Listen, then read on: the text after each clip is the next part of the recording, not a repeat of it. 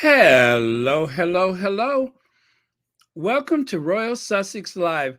Connie Balmer! Hey, Connie Balmer. Let me see here. Just going to go to the top to see who was here first. Leslie F., thank you so much. And Sheila Clemens McKay. Baron, I'm so glad to be here on this fine evening. Well, thank you so much.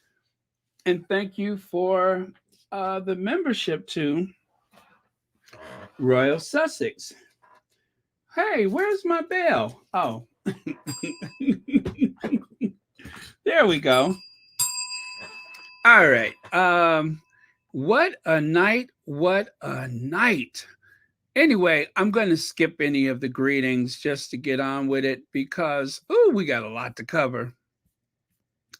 So, talk about a monumental understatement, right?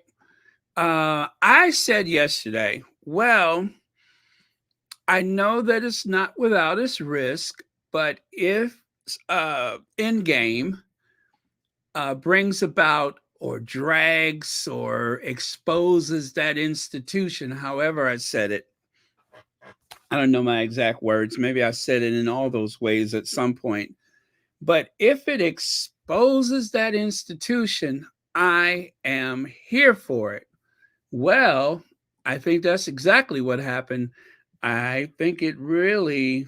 Now, okay, to be fair to those who are skeptical about bringing all this stuff back out again, to be fair to all of those people, um, I'm not saying that this does not hurt the Sussexes in any way.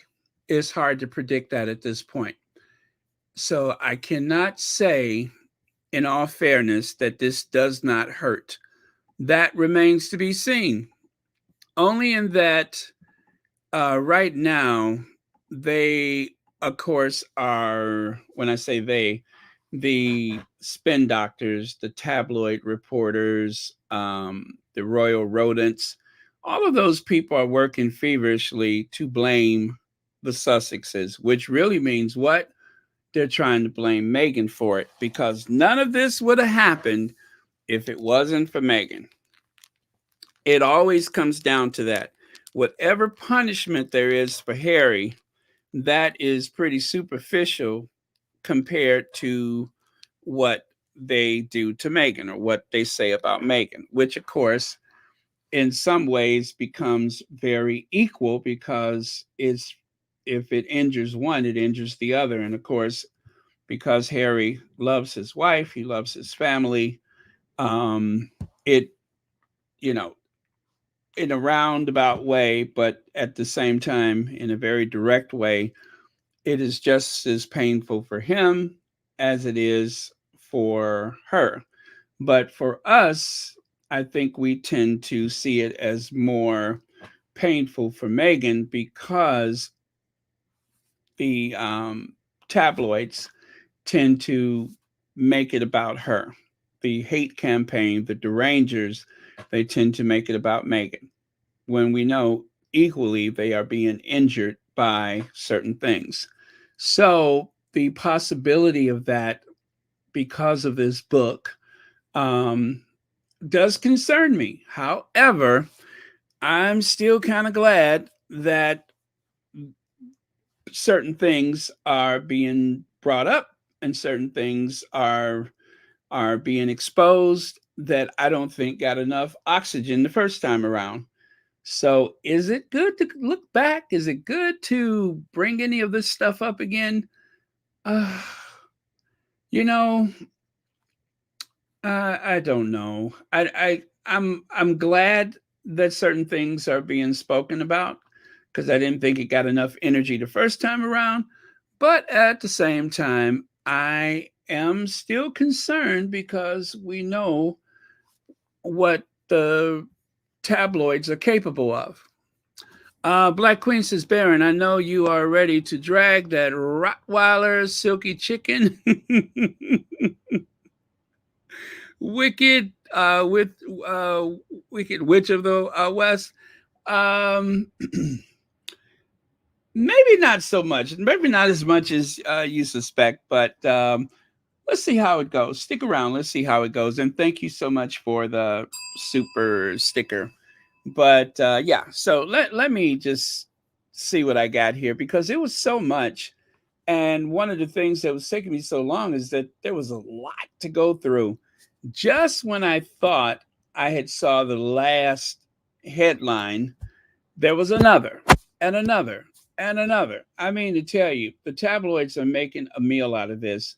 As much as they are in trying to defend the royal family and trying to make excuses for the royal families and also explain away their culpability, their um, responsibility for a lot of pain and suffering that everyone in the royal family has gone through, but in particular, the Sussexes have been the chew toy for the tabloid for quite some time now. So I guess there's nothing to do but just start from the top. And believe me, I could have added so much more, but I'm just like, okay, let me get started because well, anyway, the it's already midnight here, so that's when the book drops here. But every place else, the book has been, supposedly dropping at midnight there, but they didn't say which time zone midnight, so I can't be sure about that. But even the people with the NDAs, such as Kaiser, has been singing like Aretha Franklin. So, okay. And you guys feel free to throw some input in. I'm going to do my best to see as much as I can. But I can see, oh, good God, you guys are having quite a conversation. It is already, it is already so much being said. So I can't see everything, of course, not even like half of it. So let's just get on with it, and then feel free to contribute as necessary. Okay, so going to get rid of my face there. Oh, you know what? Let's start off with some good news first. It was 2017, some 6 years ago. I saw that there was a engagement, right? There was an announcement that Harry was engaged. And then eventually there was an engagement interview. And that interview, probably the best engagement interview there ever was or ever will be. There, Prince Harry to Mary, she said yes, joy for Harry and Meghan. And of course, you can see the famous engagement photos. There's the ring. God, Megan looks pale there. I'm so glad she's back to that California sunshine. I bet she just feels better. Oh, thank you so much, Elaine Parker, for the super sticker. But yeah, I guess she probably feels much better getting some sunshine compared to the mist of the English countryside. But yeah, so that was the famous engagement photo, which took place today, exactly today, 17 years ago. She's the one, said the Sun, the Daily Telegraph. The corgis took to her straight away.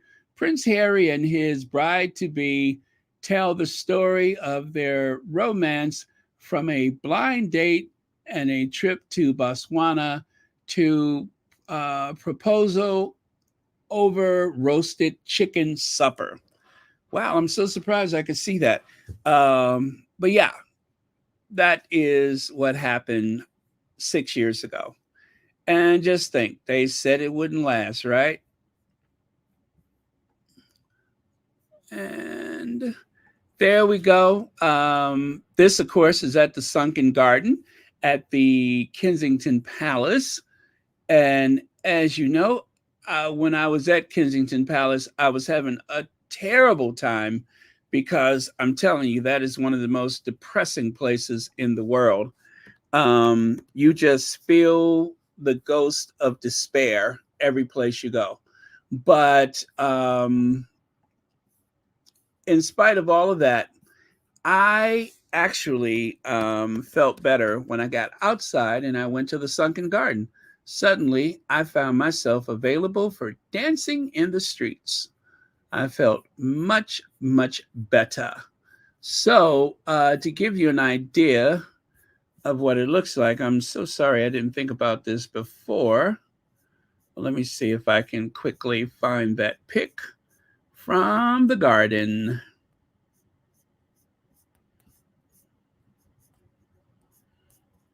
But yeah, Kensington Palace is depressing. Don't let anybody tell you different. Okay. Is this it? Yes. There we go. There we go. This is a photo I took myself. There were some people working in the garden. And just beyond that gate there is where they stood when they did their announcement. So this is not it here. That's it. Wait, no, not that. No, I guess I don't have a picture of them standing in that spot. But anyway, the guy showed me the exact spot where they stood. And yeah, it's just on the other side of this gate. But yeah, so the gate is closed, keeps the park or keeps that area closed from the public. And it is a sunken garden. It is very beautiful. It's not so large. You can see how close the guy is just across the other side. But it's not so large. But later on, this is where Diana's statue was installed. But yeah, so that's what happened 6 years ago today, followed by the interview, that glorious interview that they had, which of course is another one that will go down in history as being a delight, being the best of the best. Um, right here it says Harry and Meghan came across as relaxed, warm, and comfortable in one another's company, agreed Elizabeth Kuhn, Kunk, Kunk, communication specialist and author of The Body Language, learn how to read others and communicate with confidence. She described how the way the newly engaged couple sat close to one another, holding hands throughout, speaks volumes of their personalities and the way they feel about each other. They were both supportive of one another and treated one another with respect. And Meghan's comment about Princess Diana being with them shows her understanding, love, and compassion for Harry. She gets the bell for that. And then there's these two despicable people. Oh, I think I just spit on my computer. Anyway, there's these two despicable people.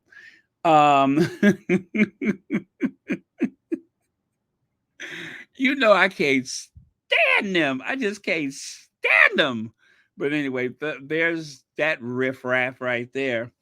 Um, you can see William's rather sly look at Kate and Kate's very insecure uh, non eye contact with William.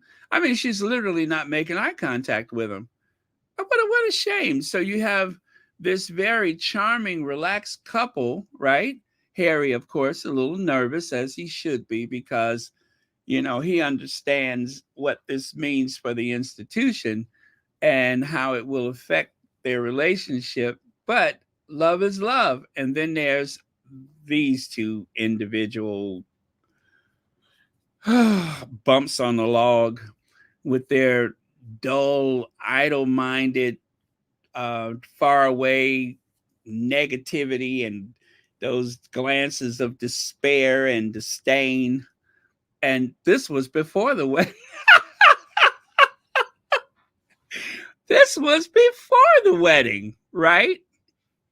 And then take a look here. William being the first of the princes to have to perform to the world stage when announcing their engagement was stiffer. Yeah, I got some stiff for you, all right. William and Kate were not as physically close as Harry and Meghan, with William doing most of the talking. Judy adds that Harry's relationship that is comes across more equal looking than his older brother. The key difference between the two was that Meghan led this interview. She was eloquent and confident, and although she listened adoringly as Harry spoke, she was happy to interrupt, finish his sentences, and even correct him in a way that a more socially cautious Kate wouldn't have done. Interestingly, she describes William as a traditional alpha, while Harry's anxiety signals um, were much more obvious as his blink rate increased and he chewed away at his bottom lip. Both experts agree that Harry and Meghan seem perfect for each other, with Elizabeth saying the couple demonstrates an easy compatibility. The key moment came when Harry spoke of his mother and a cloud fell over his face, but Meghan took over and showed empathy in a caring way that looked almost maternal. Finish Judy. Right. Okay. So anyway, that's it. So there you go. It's like night and day. I mean, the one couple is obviously close and continues to be close.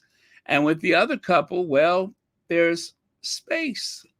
There's space. And look at this, that same glaring look that happened back in, what was it, 2011? Was it 2011? Where is it here? This is not so recent, but just want to show you. Nothing has changed. Not a thing. The only thing is Kate is more animated and capable of smiling. God knows she better. Um, Absent a decent conversation, she better smile. But otherwise, William seems just as, I guess, bothered and uninterested as ever before. I mean, I hate to say it. And listen, you guys, I don't hate anybody, but they are two of the nastiest people that deserve each other. Um, and may they live miserably ever after. They're cruel, mean people that have sat back and allowed the abuse of the first confirmed woman of color to enter that family, and it meant nothing to them, nothing whatsoever. And I just don't have anything for them. I don't hate them. I just don't have anything for them. I think they're awful, awful people, and they deserve the misery that they see that seems to consume them. Um, and of course, you guys, just to be fair to everyone involved, you know,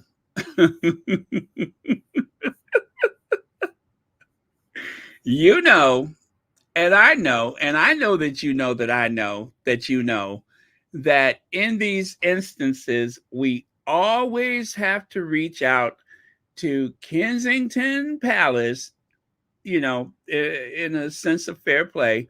We always reach out to Kensington Palace. Kensington Well, Palace.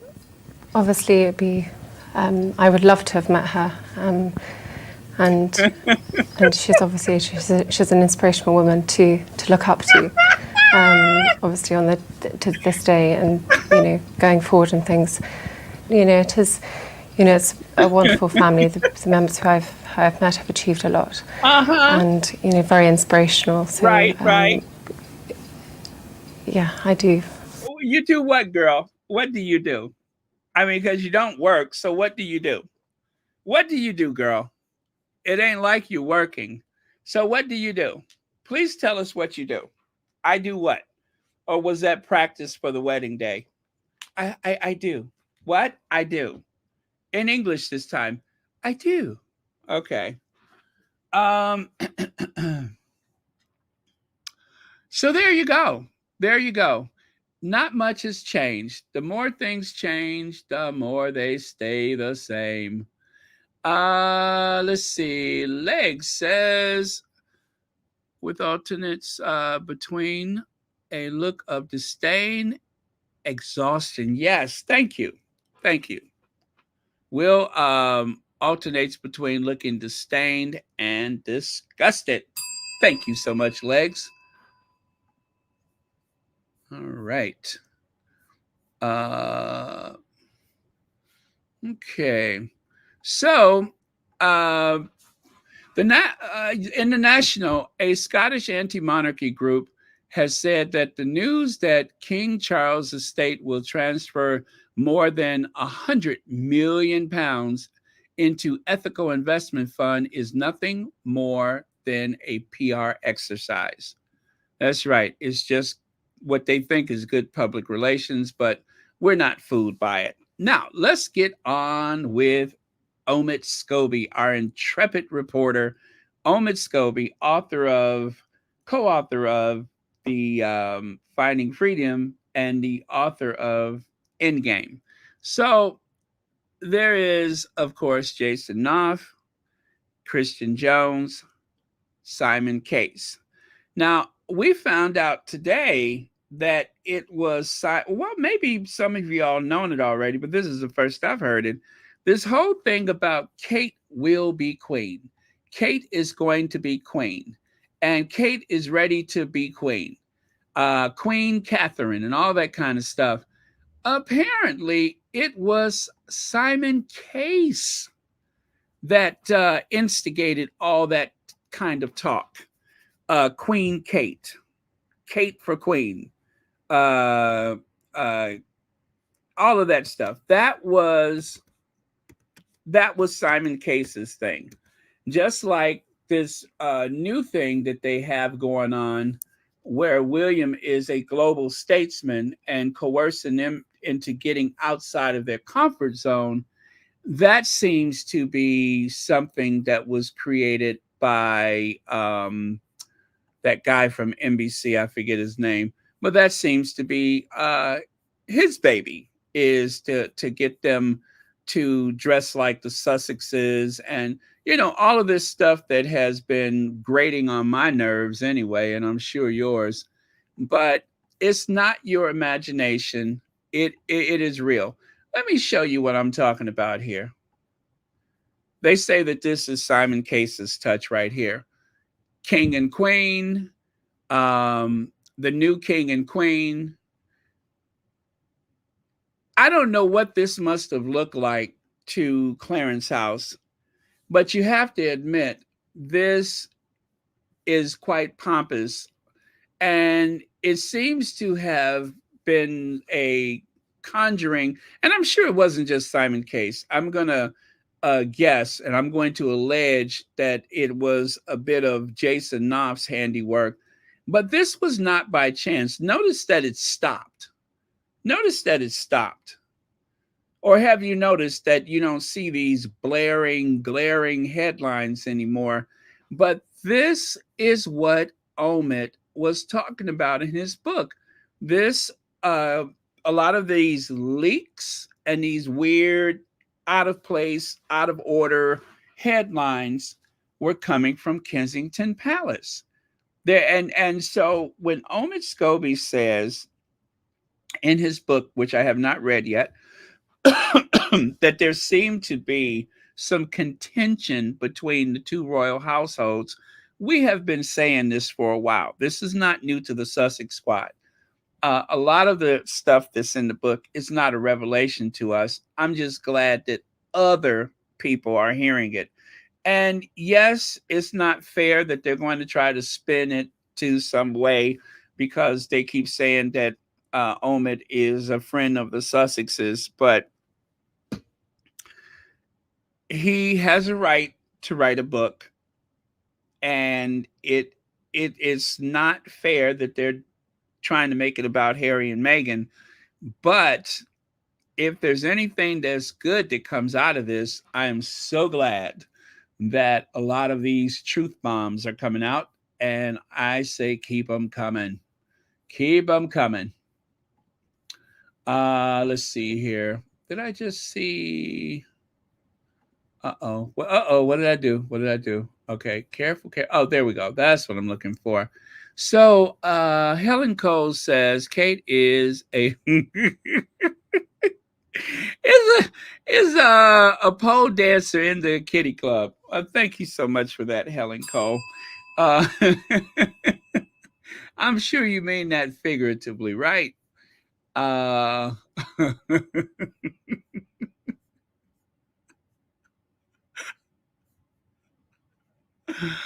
Woo! Miss S says, how ironic that she got that ring. What is it? One day that what is that? Monstrosity should be in a museum, not on that woman's finger. Bald Mop, or is it Baltimore? Bald Mop could not even take the time and effort to put some thought to getting her a ring. Oh, you mean by using Diana's ring? And remember, they said that Harry wanted him to have it, and if I recall, wasn't Harry like, I didn't know anything about it, or that was news to me too? However, it was put, but a lot of the narrative about the relationship between the two brothers, Harry dispelled a lot of the assumptions that were made about their relationship. And of course, there was the narrative that was put out by the palace that they were so close, and Harry the eternal wingman and all that. Turns out none of that was true. They were not getting along years before Megan and years before Kate. They were not getting along. So thank you so much for that, Miss S. Okay, let's continue here. So again, Jason Knopf. Jason Knopf seems to have been the biggest of the villains. Simon Case and Christian Jones. Christian Jones was kind of late to the party. We did not know about the alleged connection between Christian Jones, the alleged connection of Dan Wooten and Christian Jones' partner, who has not been named for legal reasons. We didn't know about that. But Jason Knopf, he was more visible than any of those people. And of course, there was that comment about Simon Case made by someone who had nothing to do with the royal family that compared him to crap in so many words. I can't remember. If you remember that quote, please put it up there. But they said something about him being more comfortable around it, or compared him to it in some way. I can't remember exactly, but um, it seemed very accurate though. Okay, so Scobie, have you had an invite from Good Morning Britain to promote your book yet? They have invited all the other so-called royal journalists on there to promote their books, or is GMB just a platform for Prince Harry and Meghan haters? Emily Andrews on Today talking crap. I won't be surprised if they have Angela on tomorrow, meaning, of course, Angela 11. Looking forward to reading your book. It's got the UK rattled, although it doesn't take much. Now, this is from a squatty, and I was going to include her name and then I lost my nerves, but that is from one of the squatties, and it's like one of my favorite squatties because I'm telling you, she is like a humanitarian in her own right, and she is one of the people that takes the fight to them. Um, so I'm I thank God for her because she's very, very good, and she is like a squatty superhero. Anyway, so that was a comment that she made today, and the reason why I'm sharing it with you is because yes, yes, that is something we need to look out for. Because if there's anyone that is full of toxin and venom for the Sussexes, they seem to have limousine service and the red carpet to get to GMB. How are they going to treat Omid Scobie's book? Will they invite him And if they do, they're going to have a bunch of people to gang up on him. But I am going to say he will not be invited. He will not be invited to Good Morning Britain. I don't think they're going to have him on any of those talk shows. I'd be surprised. I'd be surprised. Um, and he may very well not want to do those talk shows, but I got a feeling that given where he is right now, he may not have a choice because they are really going after him.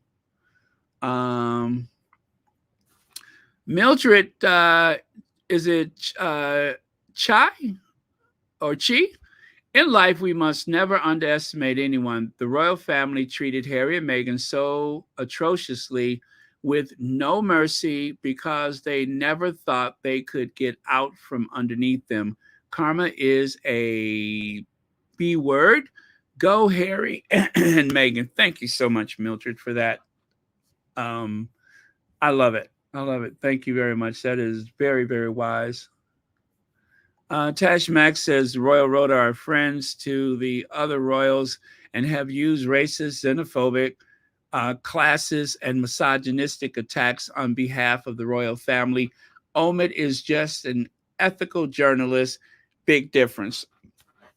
Yes, we often remind one another that at the end of the day, he is still a reporter. So there are some people who trust him more and some people who don't trust him at all. And then there's everything in between. Um, I believe with Tina and Michelle, Michelle was like, you know, not for him at all. And Tina was more sympathetic. So, even amongst two of the super squaddies like that, there was not a consensus. So if you feel either way or if you're somewhere in between, don't feel bad, don't feel pressured, um, stay with it. But please do try to have an open mind. Please try to have an open mind because not everything is as cut and dry as it appears. There are some gray areas, even in the seemingly most obvious situation. There's always gray areas. Helen Cole says, yes, this is why I pull the short dress up to show her. I'm sorry, why? Oh, this is why she pulled the short dress up to show her legs. All she needs was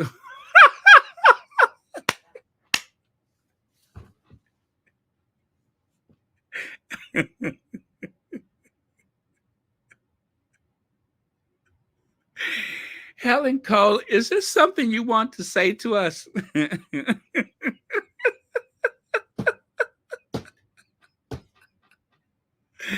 Woo! Thank you so much for that. Uh,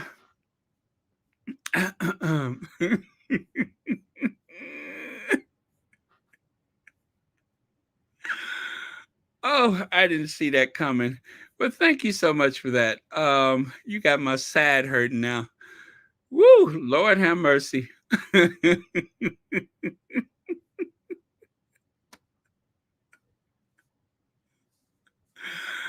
Okay.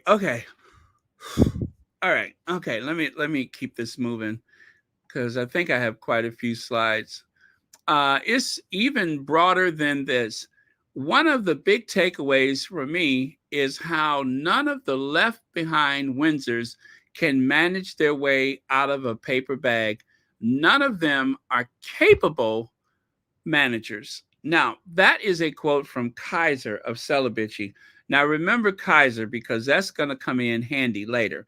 Now, as you all have been saying repeatedly, Kaiser received an advanced copy of the book with an NDA, so she's been, looking at it for a few days before the release, and she had a lot to say about it. Now, whether or not this helps, I'm just going to repeat to you what Kaiser has said. Even though there's people that believe the book is going to be about Harry and Meghan, it is a lot of it is about most of it is about the royal family. And she has been enjoying the dragging that has been taking place. That is a quote from Kaiser of Celibacy, that she has been having a blast with the dragon of the royal family. As a matter of fact, let me see.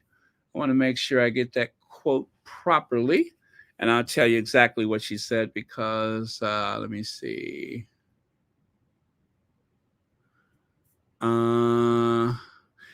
Honestly, one of the most surreal moments of my blogging life. I wonder if the Telegraph will ever cover any of my tennis tweets. And I think that's supposed to be a little sarcasm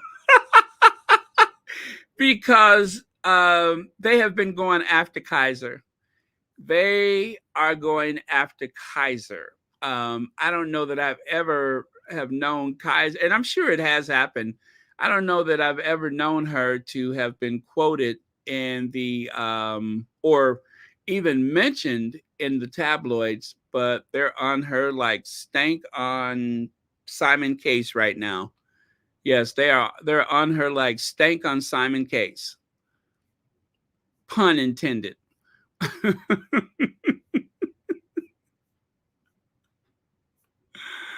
uh okay, so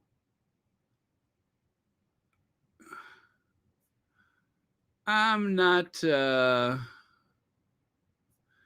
not seeing her direct quote from the other day.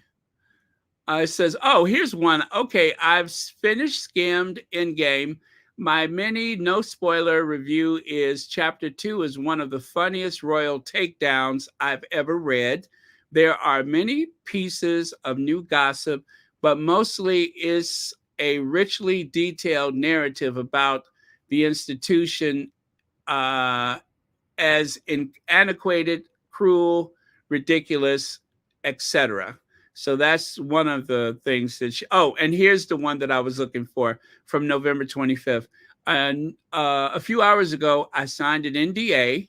So remember, that's November 25th to read Omid Scobie's Endgame, and I won't spoil anything, but all of you guys complaining about it before you've read it should hold your tongue. Scobie is mauling the Windsors like I'm laughing out loud. Is so good. Okay? Again, Omid Scobie is mauling the Windsors.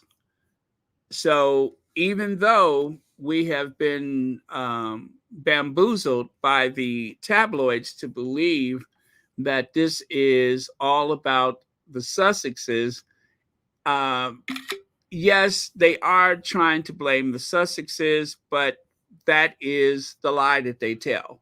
It is not true, according to a few sources so far. It is not in reference to the Sussexes, but we do know that that's not going to prevent them for trying to or from trying to blame the Sussexes. So um, yeah, it was inevitable, whatever happened, and because Omid Scobie has been more sympathetic to them than the rest of the royal rodents, that is the reason why they are trying to build this non-existent connection between the Sussexes and Omid Scobie. So, not a lot you can do about something like that.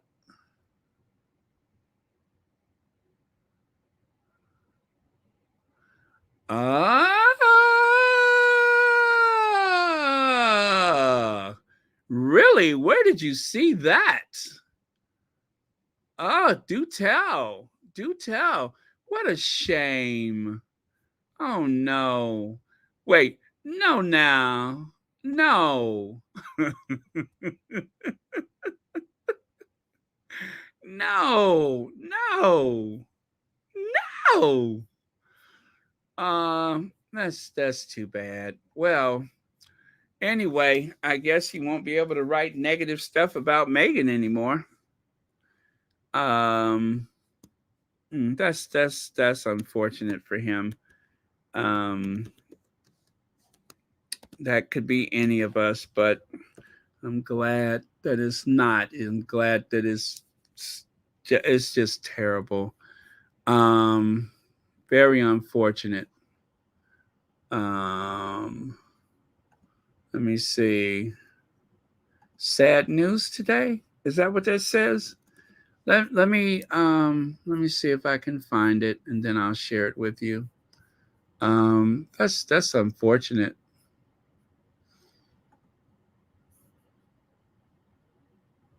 Hmm. And just think, 16 years ago, they were saying something about him with Parkinson's disease. And now this, hold on.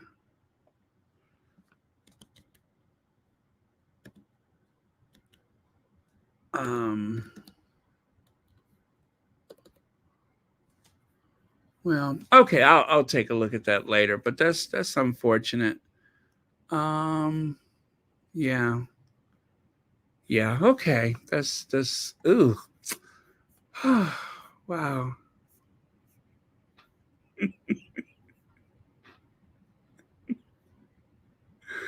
That's really unfortunate.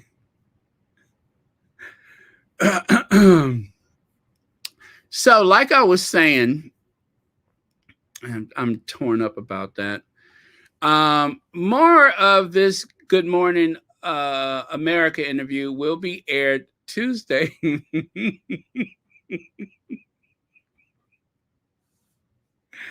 I just hope it's not so. But yeah,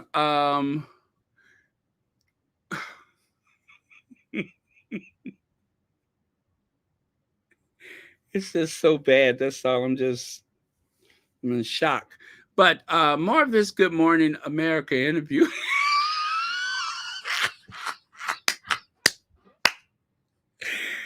will be aired Tuesday on Good Morning America, ABC Nightland, and you'll be live, and I'll be live in studio, um, and ABC News Live tomorrow, the global release of Endgame. So this was a tweet from Omid today. It says, "I think before people assume that I'm calling this the end of the royal family, I'm simply declaring that we've reached a sort of pinnacle moment where the royal family, as we know it, is at stake." Um, Scobie's new book, Endgame, sheds light on the future of the British royal family, et cetera, et cetera. Um, but yeah, so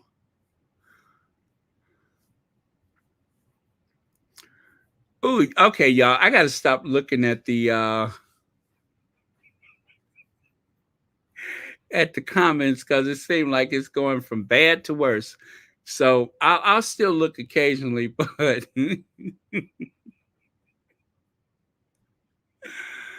oh man.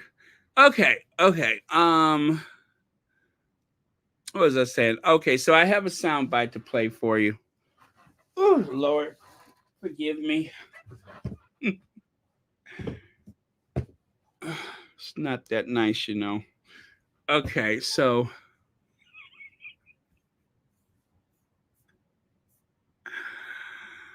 uh wait, is yes, wait. Is it okay? I think yes, prayers. Thank you, legs. Thank you. You're very generous. Prayers. Yeah, prayers. Okay, chapter by chapter. Okay, I'm going to play that soundbite in a minute. But chapter by chapter, from taking aim at Code to Kate, Harry, and William, irreparable rift, all the bombshells from Omid Scobie's new book, Endgame, right? And then, just as I'm looking at that, boom, here comes another one.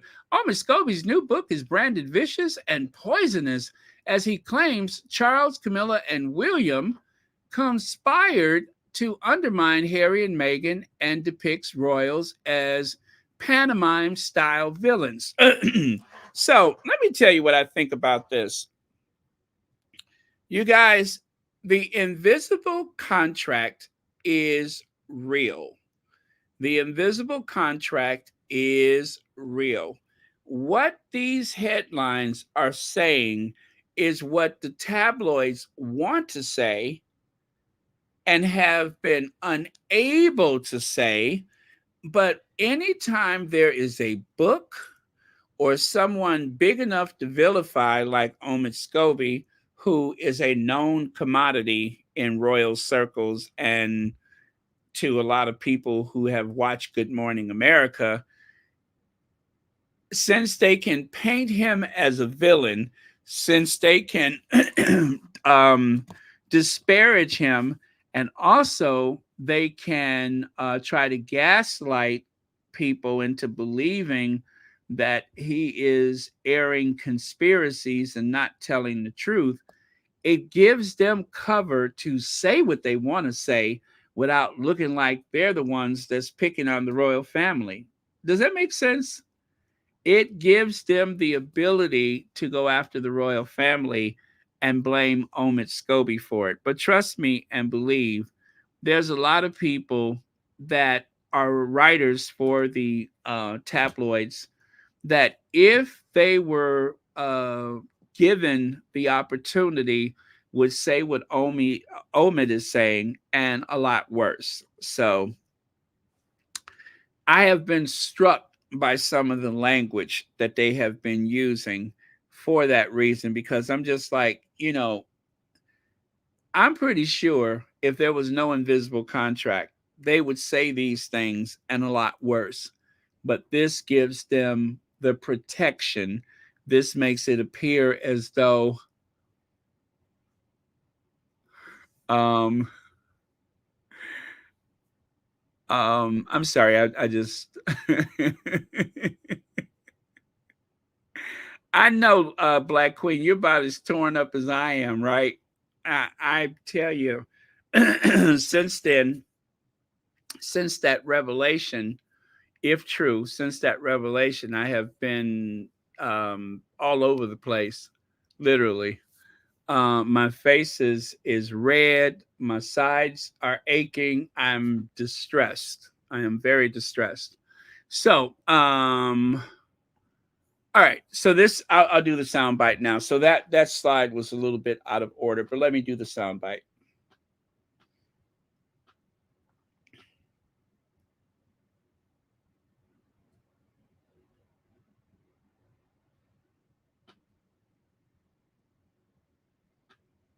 Oh Lord, where is it? Mm-mm. Do I have it? I know I do. Okay, it's a little bit out of order, but I will work it out. I always do.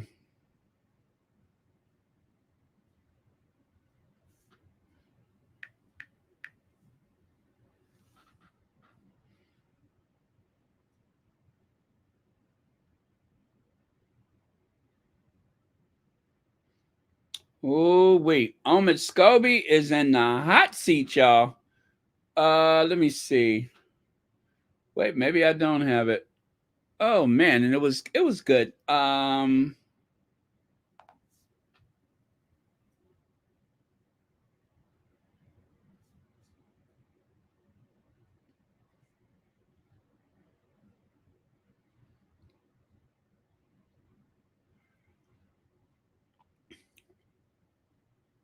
Huh. That is so strange. And oh man, sorry about that, you guys. Give me just a second here.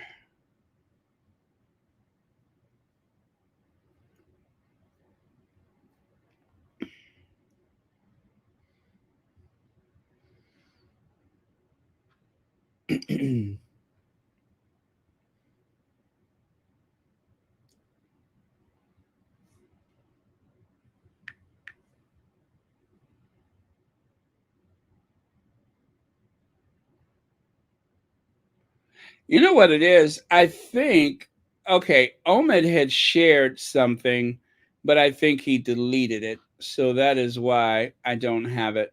But he shared it, but I think he deleted it. But don't give up on me. Let me see if I can find it another way. But yeah, it was something that he shared, but I think he may have deleted it.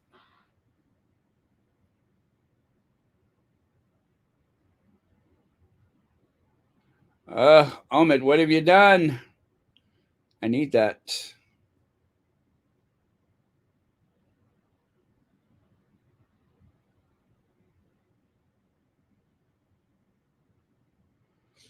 Yeah, I did not. I have so many things saved. I did not want to save it direct. So, okay, it's unfortunate, but I do not see it. Well, anyway, oh man, awkward. Yeah, he took it away. He took it away.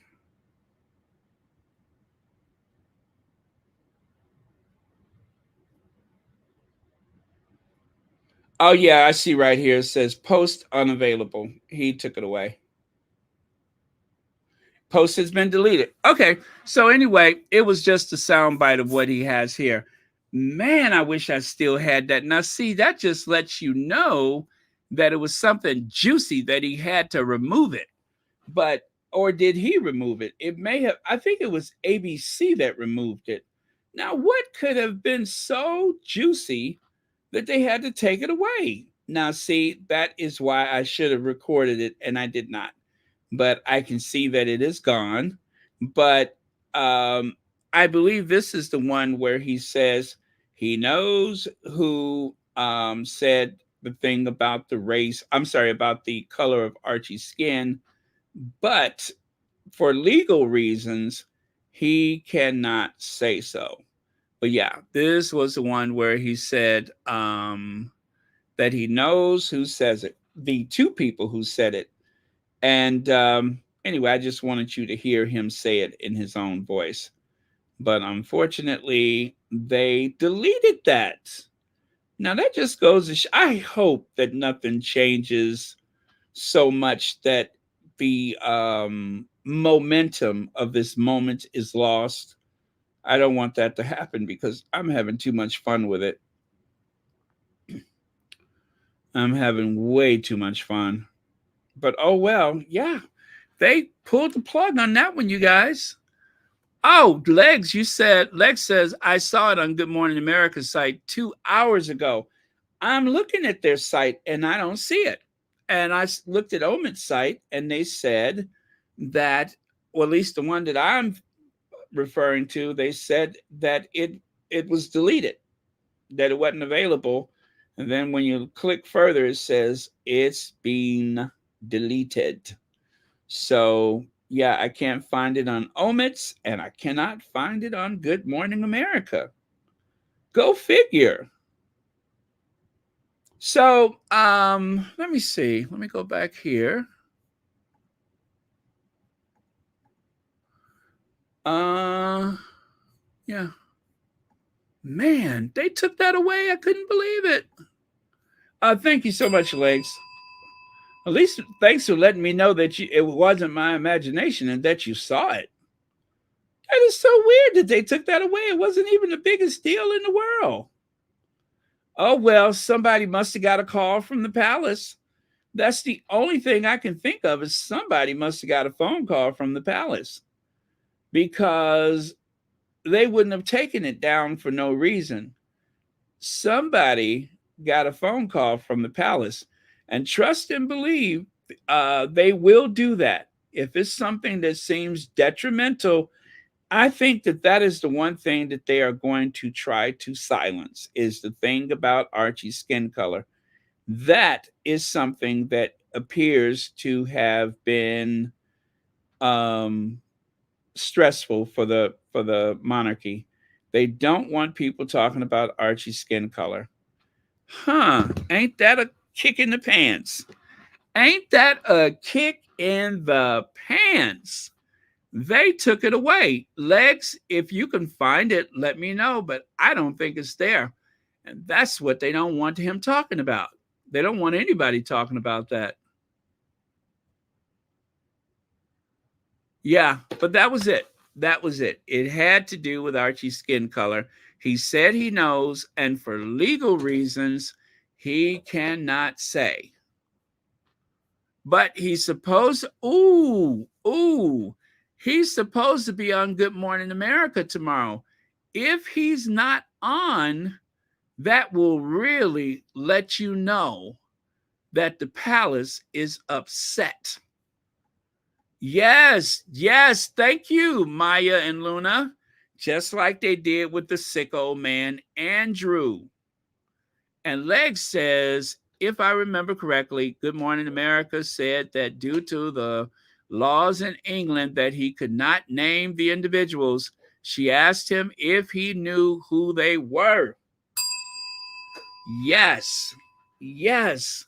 Isn't that something? And I knew I saved it. I knew it. And I'm looking and I couldn't find it all of a sudden. Wow.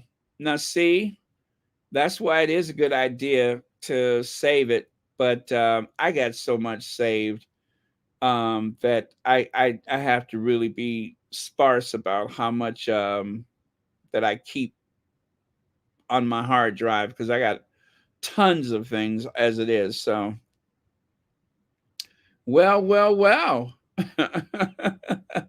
That's all I can say is, well.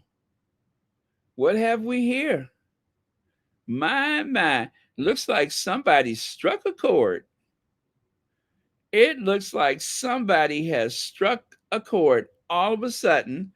I'm kind of nervous for Omid Scobie. Wow. Wow. Isn't that something? I'm truly just like shocked.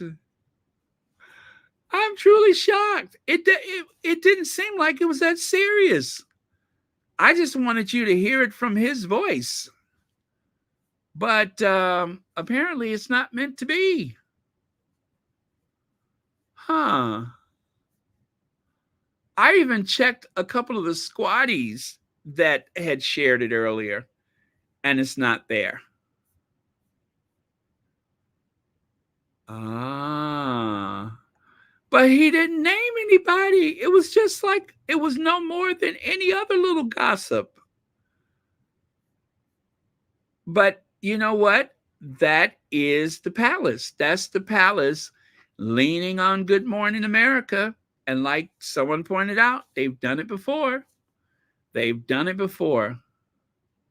Now I'm wondering if he's going to be on tomorrow because the way it appeared is that you could see they're both looking down, right? So they're doing this interview on computers. They're doing a Zoom. But Omid is supposed to be on tomorrow, and I got the impression that he might actually be in the studio tomorrow. But it seems as though that may not happen now. Damn. So I can speak for, I'm sorry, I can't speak for Charles, Camilla, William, or Kate. But if two close members of my family had spent the past few years trashing the rest of us on global media platform, the only way I'd spend Christmas with them is if they were human chestnuts roasting on my open fire. Does that sound like a threat? It sounds rather threatening, but here goes. Harry would do well to heed the warning of Dionysus the tyrant, who was left a broken man by his constant warmongering and got finally bumped off by his own fed up family. That is from Piers Morgan, you guys. That ominous sounding comment is from Piers Morgan. Piers Morgan, Omid Scobie's a Weasley lickspittle making a living peddling garbage about the royals. I know Endgame is full of lies. You all, it is all hands on deck attacking Omid, attacking the book, and yes, even the Sussexes. But mostly they seem to be focused on Omid and the book. But they have been pulling people out of the woodwork to go after this book. This is the institution taking care of itself. This is a survival technique being deployed by that institution for self preservation.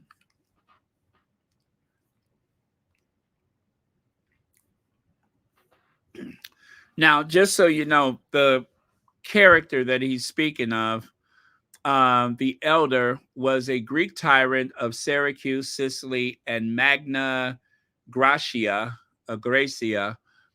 He conquered several cities in Sicily and southern Italy, opposed Carthage influence in Sicily, and made Syracuse the most powerful of the Western Greek colonies. He was regarded as an ancient, uh, by the ancients, as an example of the worst kind of despot: cruel, suspicious, and vindictive. So I guess Pierce Morgan is trying to call Harry cruel, suspicious, and vindictive, and a despot. And I keep saying I don't know what despot means, but I'm sure that is used properly here. According to some sources, after gaining a prize for one of his tragedies, the ransom of Hector, at a competition at the Linnaea festival in Athens, he was so elated that he drank himself to death. Other reports that he died of natural causes shortly after learning of his play's victory in 367 BC. According to others, he was given an overdose of sleeping potion by his physician at the instigation of his son, Dionysius the Younger, who succeeded him as ruler of Syracuse. A similar theory proposed by Justin stated that Dionysius was defeated and broken by constant warfare and finally murdered by a conspiracy of his own kin. His life was written by Felicitas, but the work is not extant. So, again, it sounds like an implied threat to me, like he's trying to give instructions to someone. Huh. Not the first time this has happened with the royal rodents and the Sussexes. There has been some threatening conversation about them, like train wreck, what is it, car wreck interview? What was one of the others? Harry's making the same mistakes that his mother made. They have a way of doing some very public threats to the Sussexes, but because this is the tabloid media, nothing is going to come of it. And also, because the media here in the United States do not like to challenge the tabloid media, nothing is going to be said of it. But I think it's disgusting. Lex says, it is still there, Baron. I clicked on the article link on Twitter. Oh, Kim Craven highlighted it too in the chat. Really? Okay, let me see if I can find it.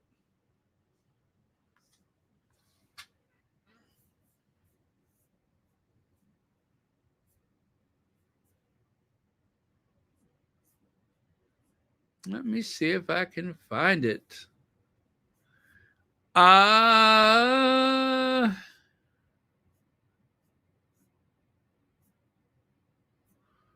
Well, I tell you what, we'll try to look at it later, since we got the gist of it. Oh, but by the way, thank you so much for the super chat. And also, Helen Cole says, "This is why I'm ordering the book. I want it to be the bestseller." Yeah, Helen Cole, thank you so much for the super chat. Like I said, I'm just looking for some good dragging. That's what I'm looking for. I I'm not okay with the Sussexes being pulled into it for obvious reasons. but a good dragging, I'm here for it. I'm looking forward to that. So, um, all right. I see someone in a, oh, okay.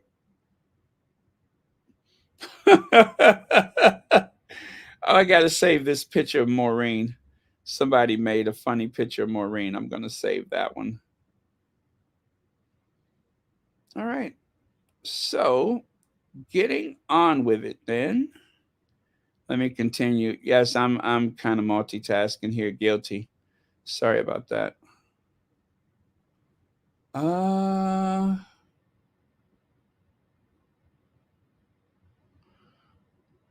oh, I thought this was a mugshot.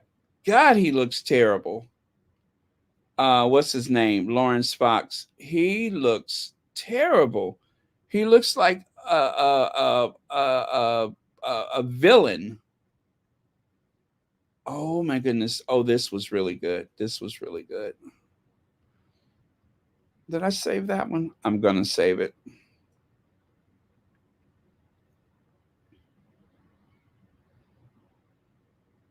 Okay, sorry you guys. Twitter has been on fire. It's hard to pull myself away from it, but I got to. Thank you so much. Let's continue.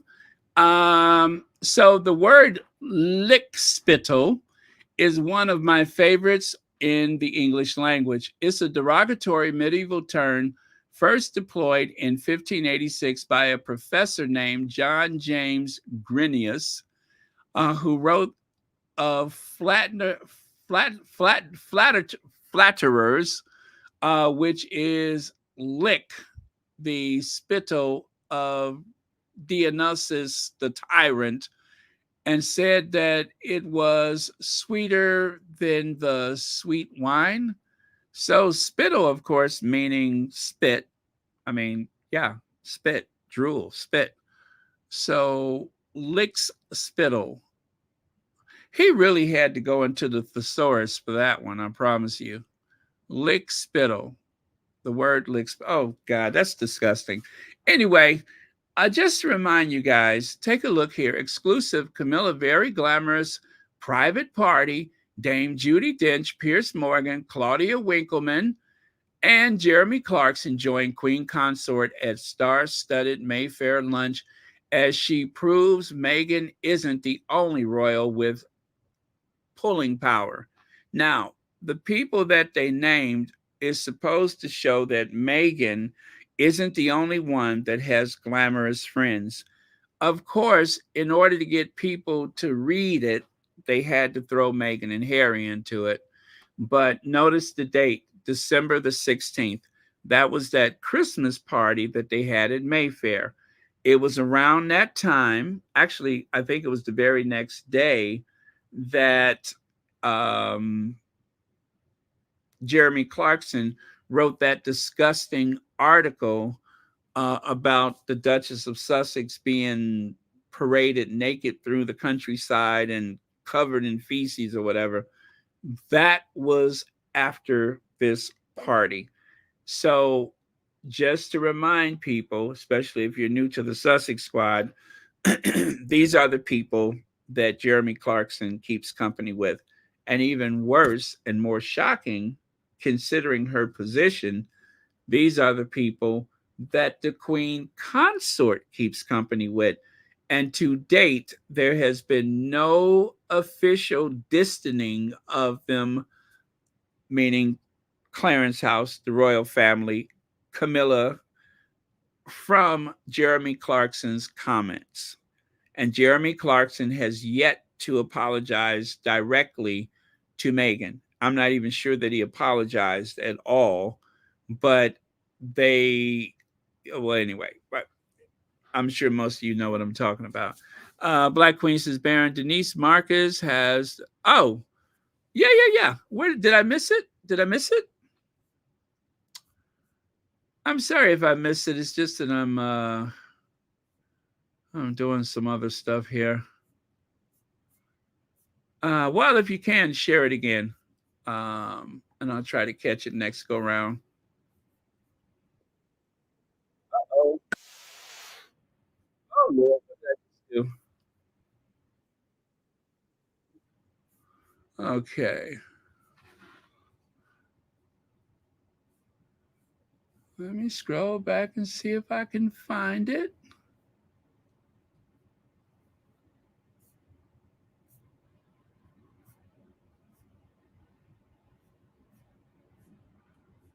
Huh.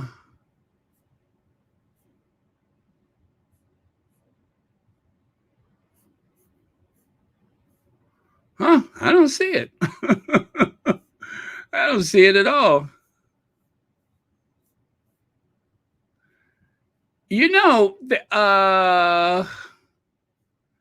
I wonder if I am able to see any links right now. Uh,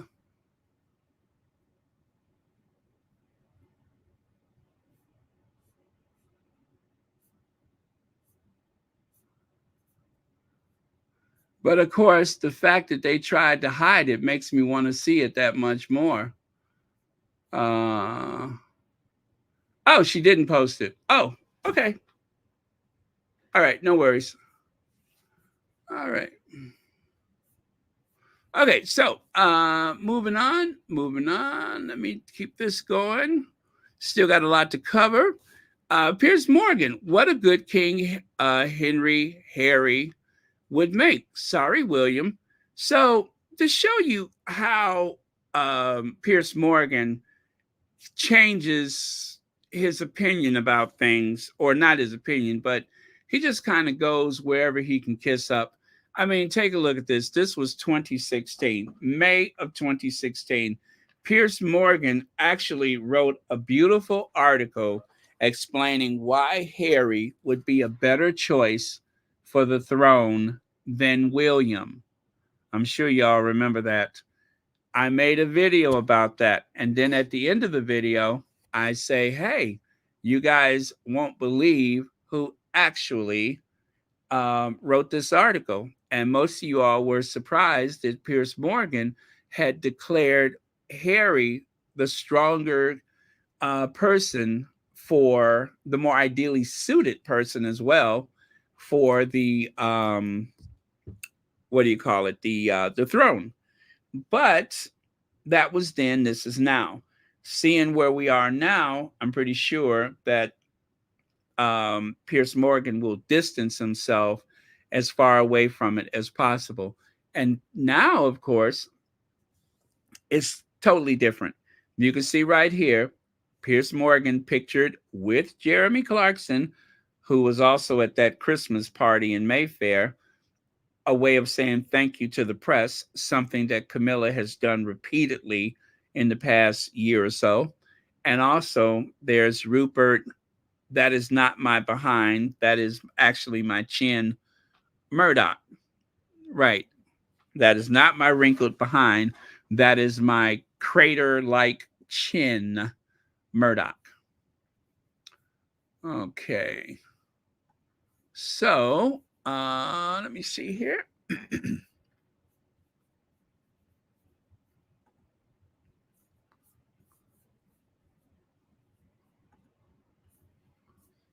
Well, just so you guys know, tagging me on Twitter is not the best thing to do because I hardly ever see anything that I'm tagged.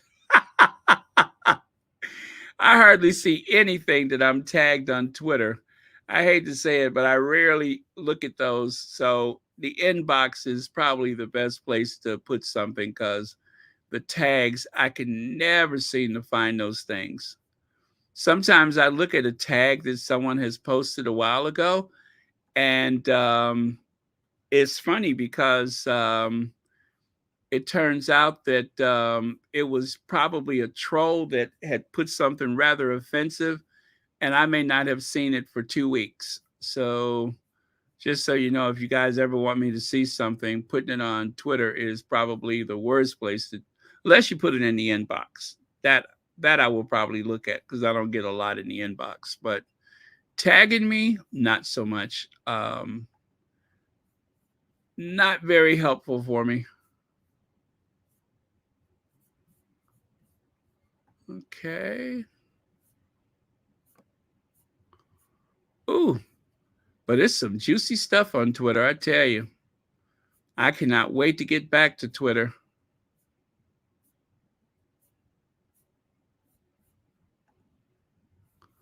Okay.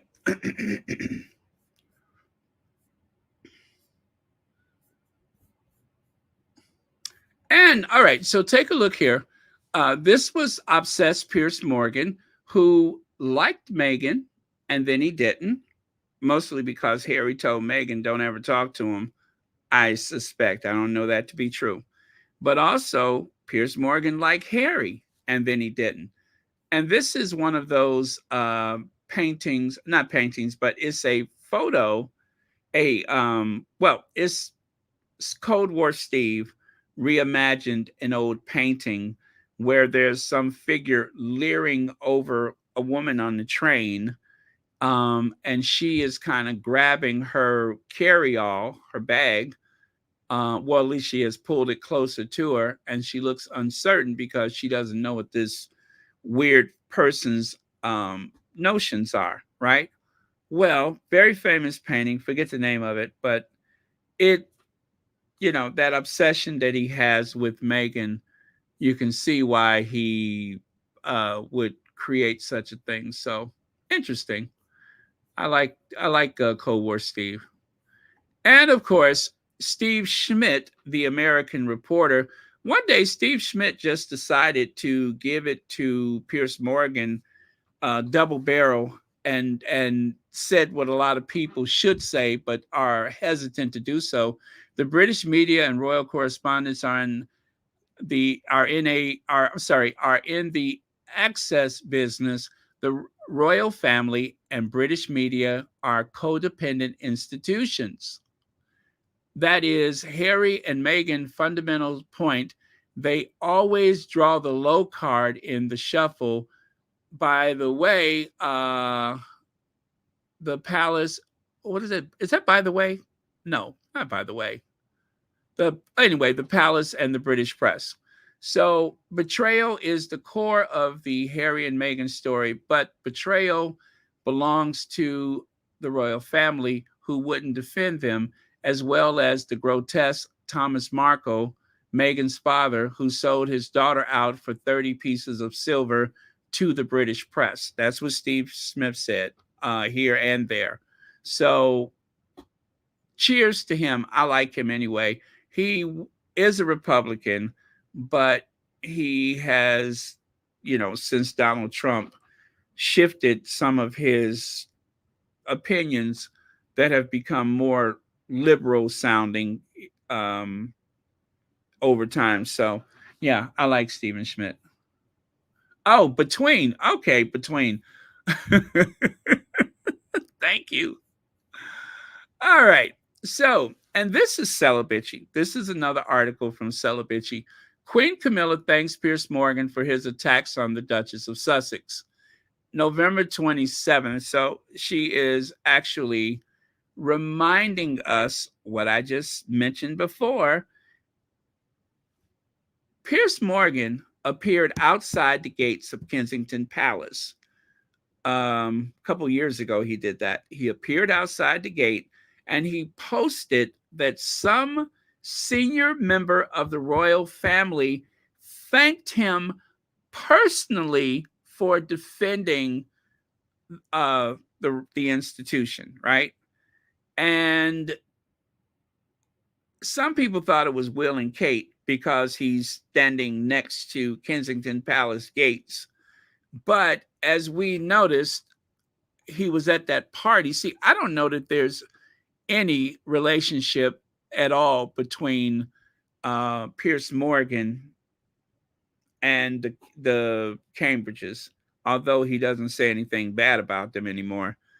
But we do know that he was at that party for Camilla, along with Jeremy Clarkson, which is funny because Jeremy Clarkson and Piers Morgan had a big falling out years ago, but they seem to have buried the hatchet. But they are kind of in competition somewhat in terms of their influence. So, yeah, they but they don't like each other. But when it comes to trying to publicly degrade black women and so on, with that they see eye to eye. They love to go after women of color. So they do have that in common. Now, horribly unjust. Harry and Meghan's author swipes at Princess Kate as book claims she is terrified to do anything but grinning photo ops.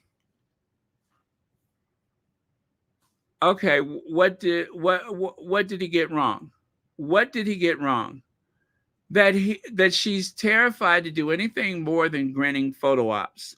That's all she does is grinning photo ops. She rarely speaks publicly, which is probably good for her.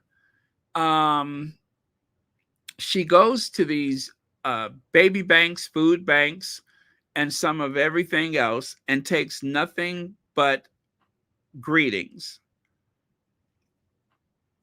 She has been notoriously known as lazy.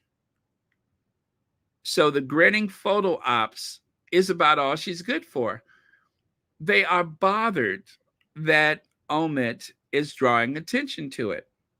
They're bothered. And I can understand that they probably would rather people not remember how lazy she is, because now it looks like she's actually doing something.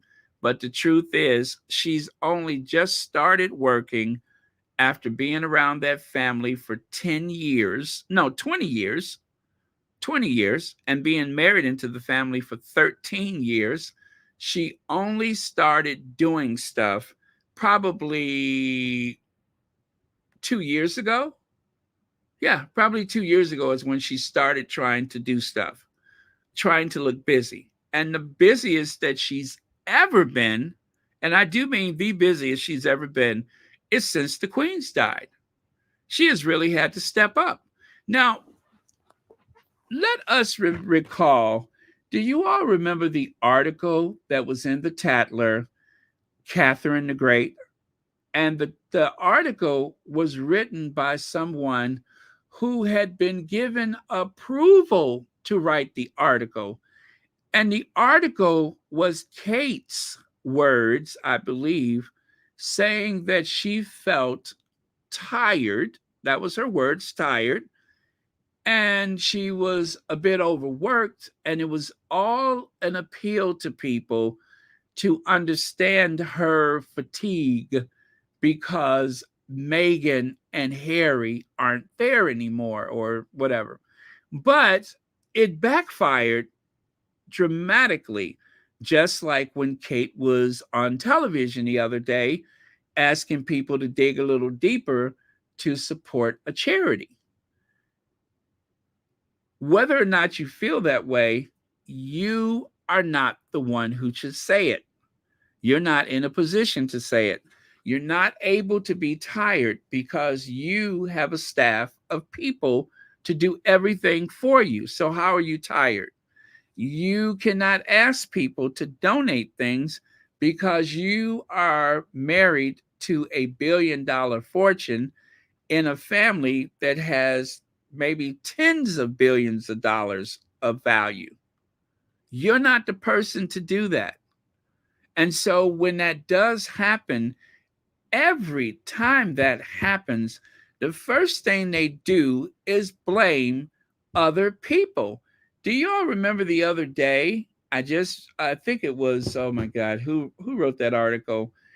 It was the article said that Kate was not to blame for appearing on People in a 315-pound jumper asking for money. They blamed her staff for having her do that.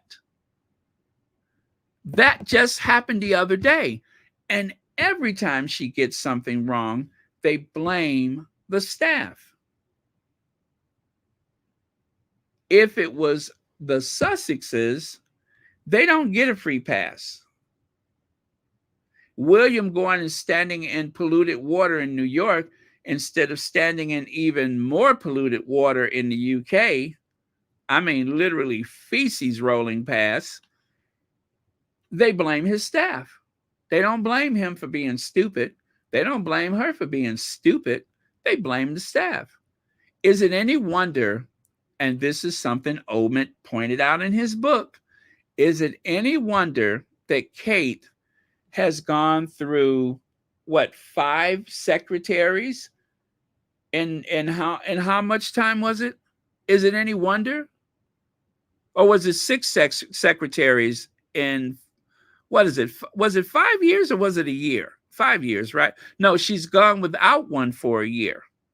She cannot keep staff, not an assistant or a secretary, a personal assistant, secretary. No.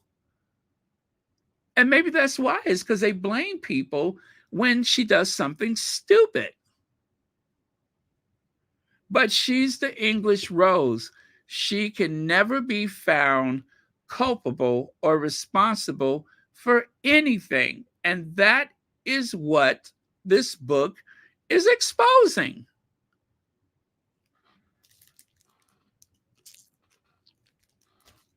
So again, I'm sorry that they're dragging Harry and Meghan into it, but I am pleased as punch that people are going to be looking upside her head and finding her wanting in her character.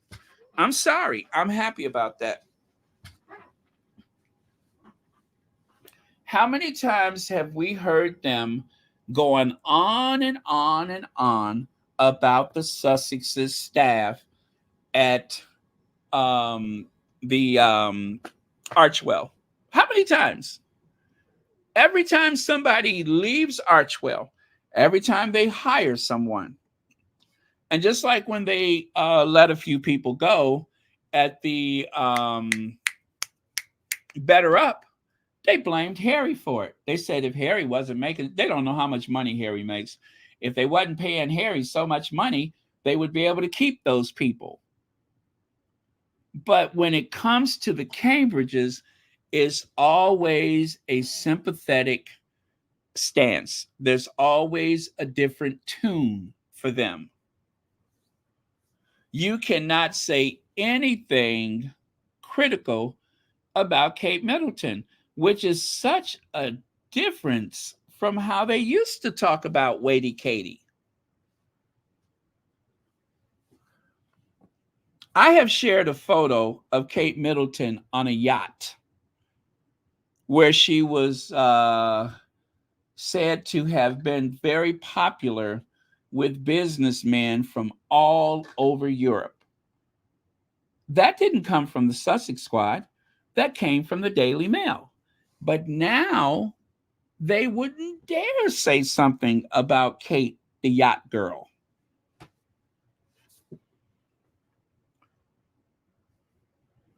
This is why I'm excited for the book. This is why. And I told you guys that the other day. There, and trust me, there's still a lot of squatties who don't like it, and I totally understand why. I'm very sympathetic to that because they're trying to use it against Harry and Meghan. I don't like it either. But I'm hoping that there is a flurry of TikTok videos, YouTube videos, and everything else where a lot of these revelations can finally get the amount of attention that it deserves. And it's just like, well, not just like, but let me just compare it to what's happening in Gaza and the Middle East and Israel right now.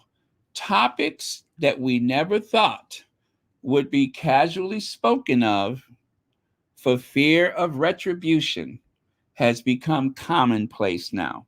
We can say things now that we couldn't say before October, right? Now we can have these conversations. And even more interesting, people are listening, people are understanding. Now, I have been talking about those things for years, and people looked at me like I was some kind of conspiracy theorist. Now it's common conversation. I hope the same happens with the royal family. because they have been using the Sussexes, abusing the Sussexes for years now. And it's about time that if you're going to keep dragging Harry and Meghan over the coals, that maybe some other people in the family can jump up and run because they have a barbecued behind. Rake them over the coals. They deserve it. Hello, Ivy here. I have to leave now, but I will catch up with the rest of the chat later in the day. Thank you, mods. We are on the right side of history. The chalk people for this royal family will ultimately turn to dust. Truth will win. Thank you, Ivy of Sussex Global UK. By the way, if there's anyone new who wonders why I always say, hello, Ivy here, that is because of Ivy of Sussex Global UK, who has actually dissected that institution's behavior quite a few times on her channel, which I recommend you all subscribe to. But the the the power dynamic of it, the intrigue, the psychology of it, all has been laid bare on Sussex Global UK. Amen. Amen. Okay. Now, right here, royal biographer. Listen, you guys, I told you a little while ago. I said they have been gunning for Omid all day. They even dusted off Arthur Edwards, old decrepit Arthur Edwards. Royal photographer Arthur Edwards says Prince Harry was once somebody special, but that changed after he married Meghan Markle. He met her and did a 180 turnaround. This is the kind of stuff that he's been saying. Now, this is someone who is a favorite of the royal family. He's a photographer, a royal photographer, and he has been following that family around for years. Well, today, he was brought out to defend the family against Omid Scobie. Yeah. This is the photos that you see on the left with Omid and Arthur and the Sussexes and them other people. That was from an article today. But I want to show you a little bit more about Arthur Edwards. Harry's vicious attack on Camilla could not be forgiven by Charles. You are a royal photographer, but yet sometimes you will find his quotes, his comments.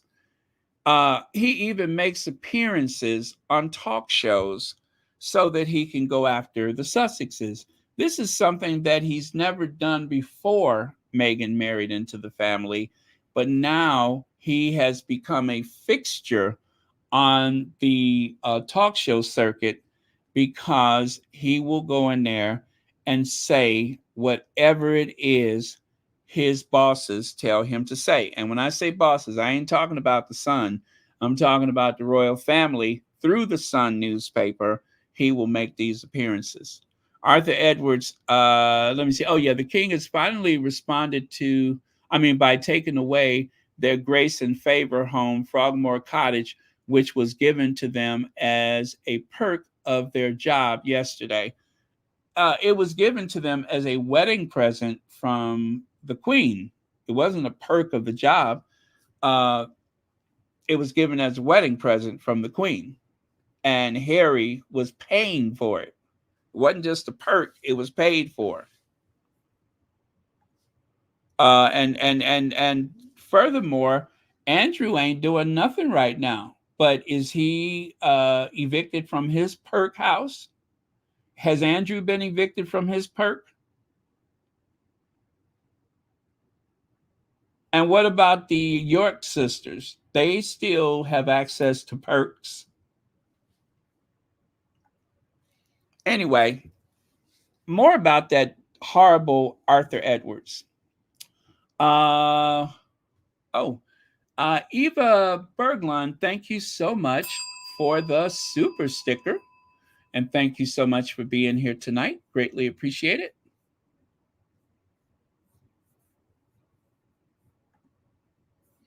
Okay, so move over, Kate.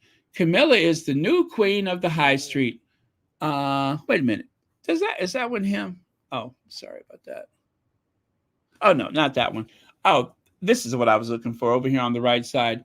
Duchess of Cornwall introduced me to Henry de Bromhead during her visit to his stable.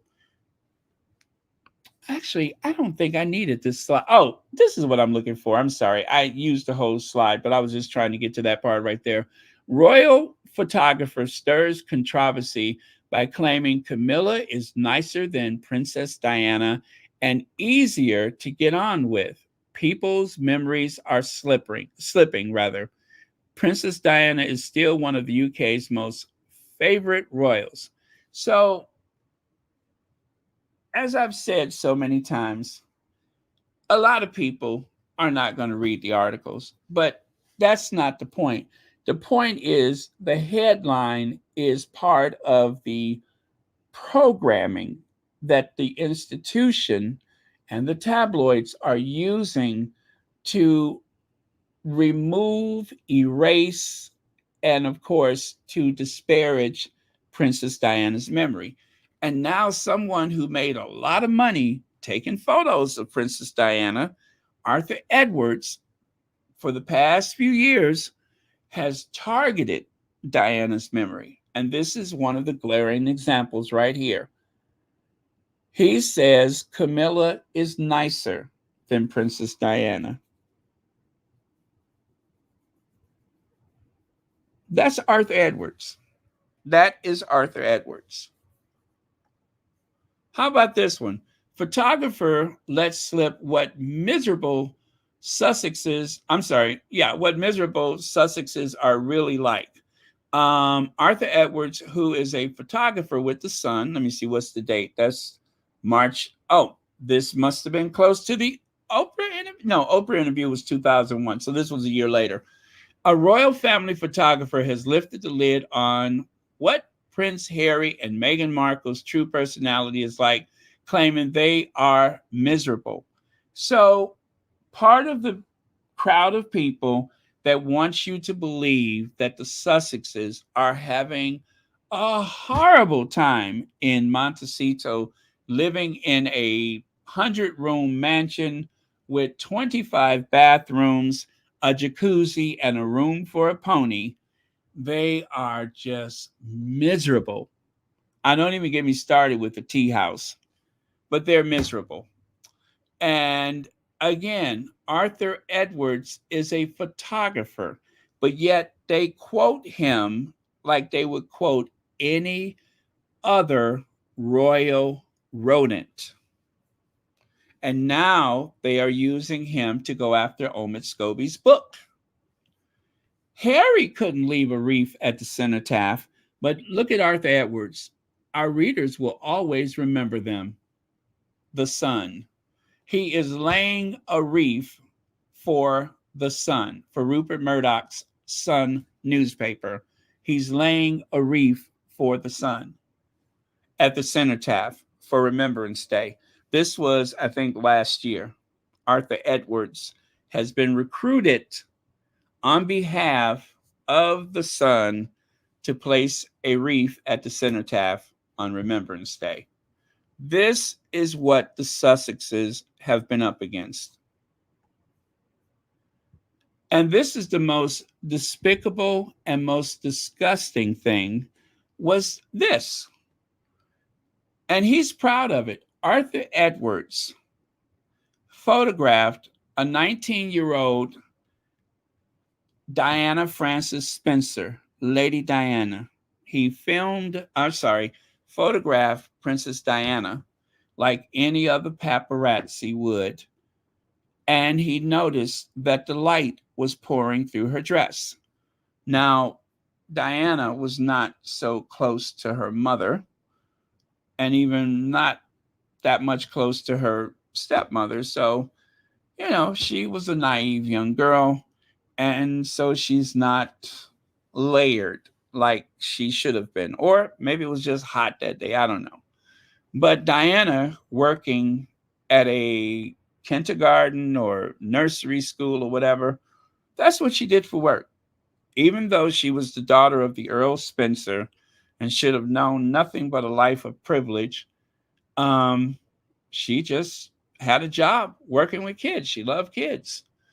And taking advantage of the situation, he just sees that light pouring through her dress. And not only did he take the photo, but he sold the photo. Arthur Edwards sold the photos of 19-year-old Diana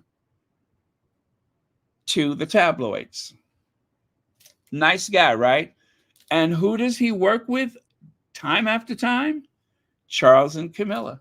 He's always with Charles and Camilla. If they travel out the country, he's there. If they're at their country estate, he's there. If somebody dies, he's there. He's always there.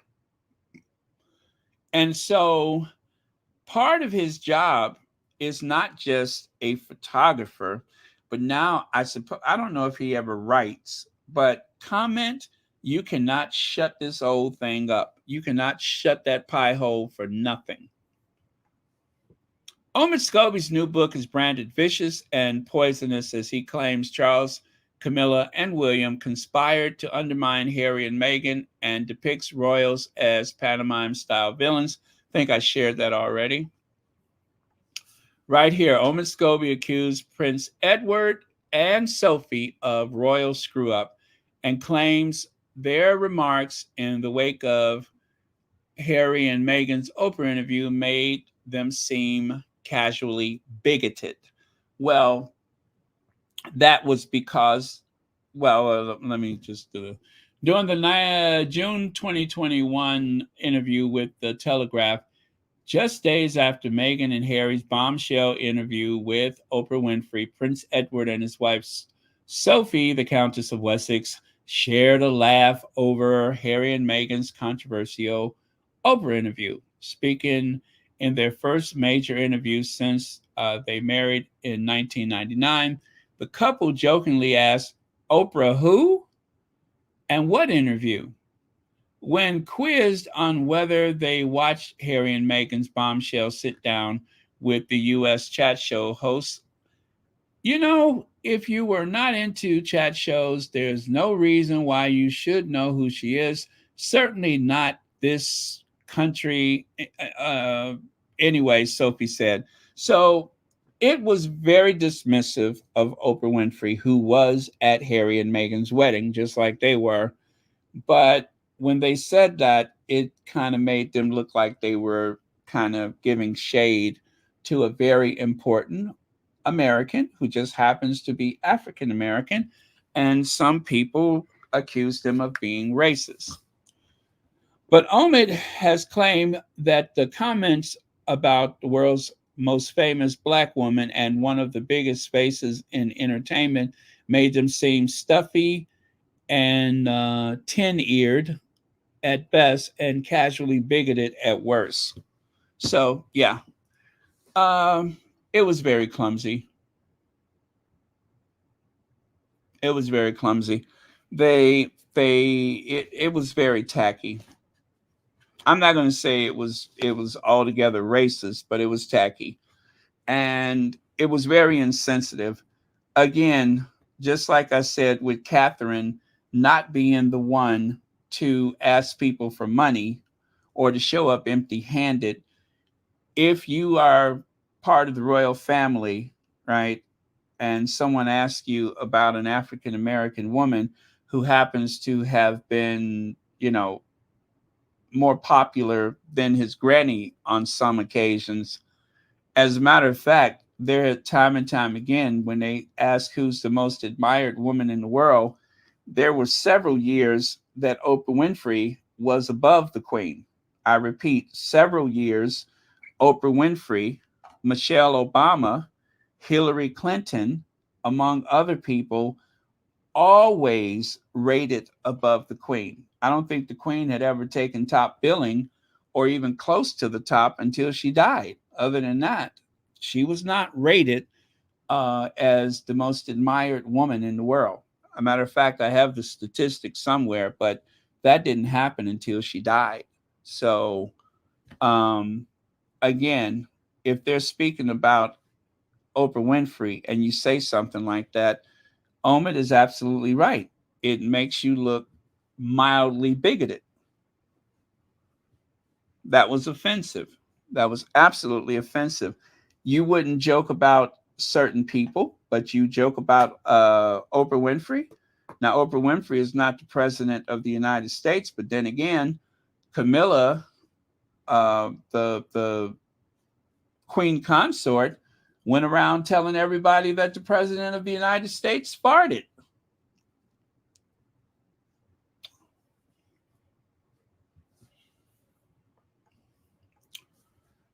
William and Kate's glossy 5-minute Instagram video they released after coronation is a sign of growing lack of cohesion between the king and prince because it only featured 14 seconds of Charles and Camilla, Omid Scobie claims.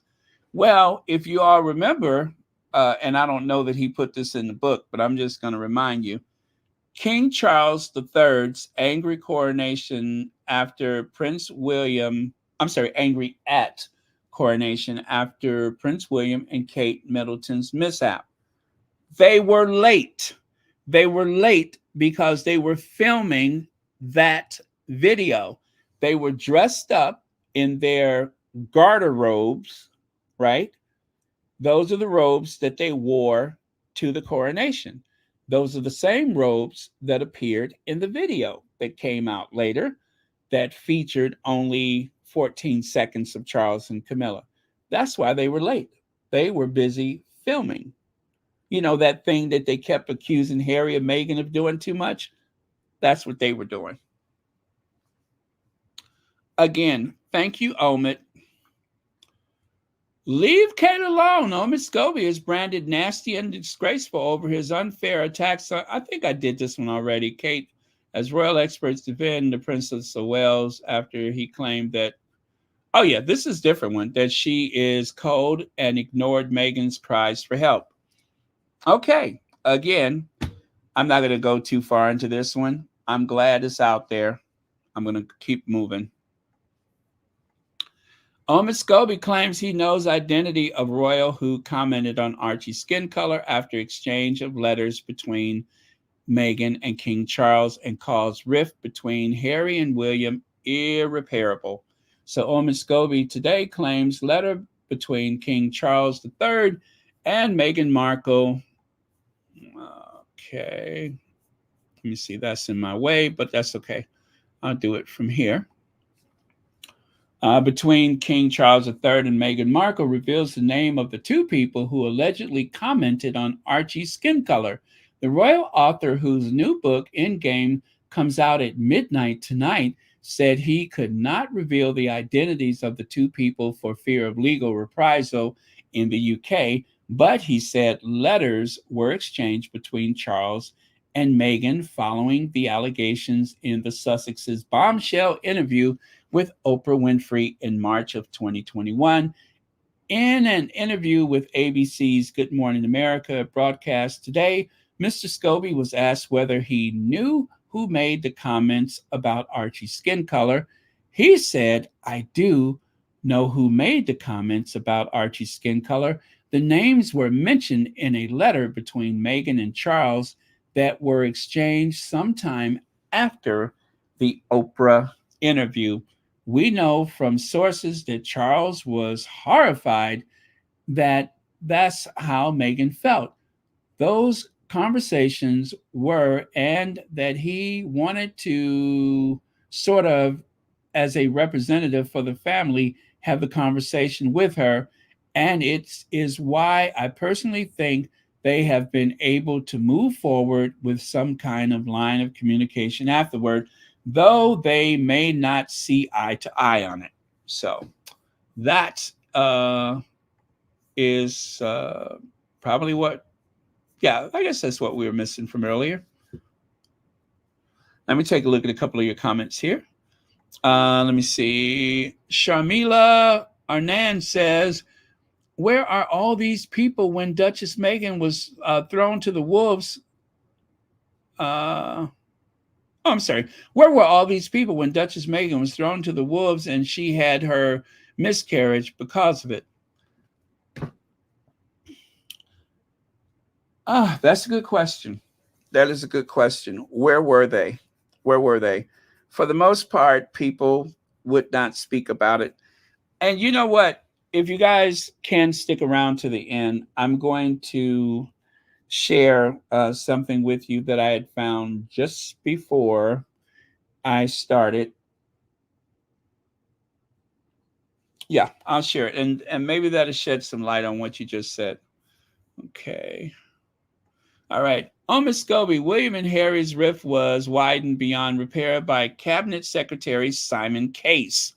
The royal biographer accused the UK's most senior civil servant of trying to undermine Prince Harry and Meghan Markle by leaking unfavorable stories about the couple. Cabinet Secretary Simon Case promoted Prince William as king in waiting at the expense of Harry, demanding brothers' relationship beyond repair. Damaging, that is, the brothers' relationship beyond repair, Omid Scobie claims. The royal biographer accused the UK's most senior civil servant of trying to undermine Prince Harry and Meghan Markle by leaking unfavorable stories about the couple to the press. Scobie claims that when Mr. Case was appointed Williams' private secretary in 2018, he saw an opportunity to use PR gamesmanship to widen cracks already appearing in the brothers' relationship to the heir's advantage. Speaking to, I from Los Angeles, ahead of the publication of his controversial new book, Endgame, Scobie said Case was charged with rebranding William. At that point, William was called work shy and lazy in the papers. They were quite cruel about him. The way he went about it was a trigger for Harry and Meghan's falling out with the institution. Mr. Case repositioned William as the heir, the responsible adult in the room, casting Harry, the spare, as the wayward one, the selfish brother with a competing agenda. Scobie said the author claims that Mr. Case, exploited a media. So, again, Simon Case, not the nicest guy. As a matter of fact, uh, in the government, out of the government, and in just about every circle you could think of, he is the kind of person that you drag out when you really want to do some damage. Simon Case, I think, is the youngest person ever to hold the position that he's holding with the government right now. It's interesting how so many people from the palace ended up with the government, especially when you consider what's her name? Samantha Cohen, who was the Queen's secretary and given the task of, I guess, monitoring Meghan. She ends up working for Boris Johnson at some point. Simon Case, I think he went from the palace to Boris Johnson, didn't he? And of course, the what's his name, Jason Knopf. Well, he has been around quite a few heavy hitters himself. He comes from the RBS Bank. Oh, is it? Yeah, RBS Bank, Royal Bank of Scotland, and ends up working for Kensington Palace. Really, he was there for Will and Kate, but then they put the task of looking after the Sussexes to him. And like I said, Harry and Meghan did not stand a chance. as I started, you had Simon Case, you had Jason Knopf, and much to my surprise, but not so much so, Christian Jones. I mean, he was there for a reason. All of those people were there to make life miserable for the Sussexes, to ensure that they build up Workshire Will and Lazy Katie, and that they tear down at any cost Harry and Meghan, especially Meghan. Meghan was to be driven out of the family and out of the country. Harry was to be put back in his cage, back in his place. William is the common link for Simon Case, Jason Knopf, and Christian Jones. The common link is William. William set out to destroy his brother, and that's exactly what he was hoping to do. And he found just the right people to do it. And Omid Scobie, obviously, I haven't seen the book yet, but Omid Scobie seems to have decided to make light of this in his book, to give it the light of day, to shine a light bright on it in his book. He is saying what the Sussex Squad has been saying for a long time.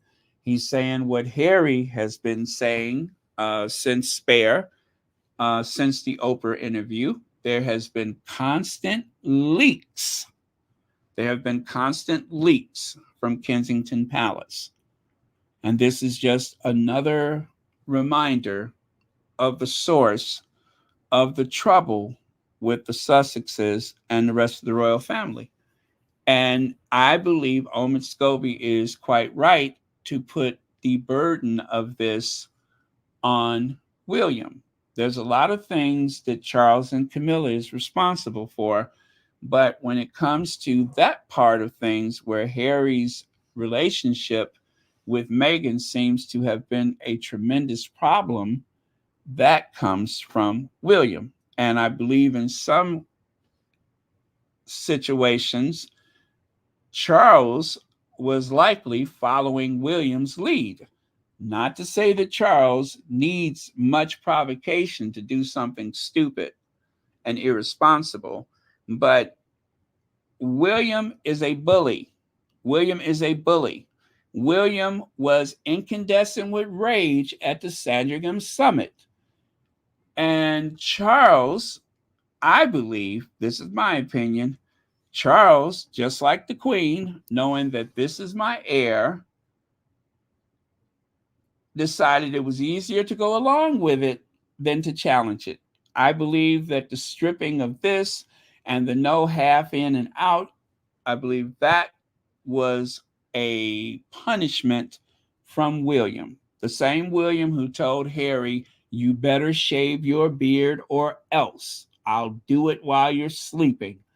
That William, the one that went to his home and attacked him and then told him, don't mention it to your wife, that William.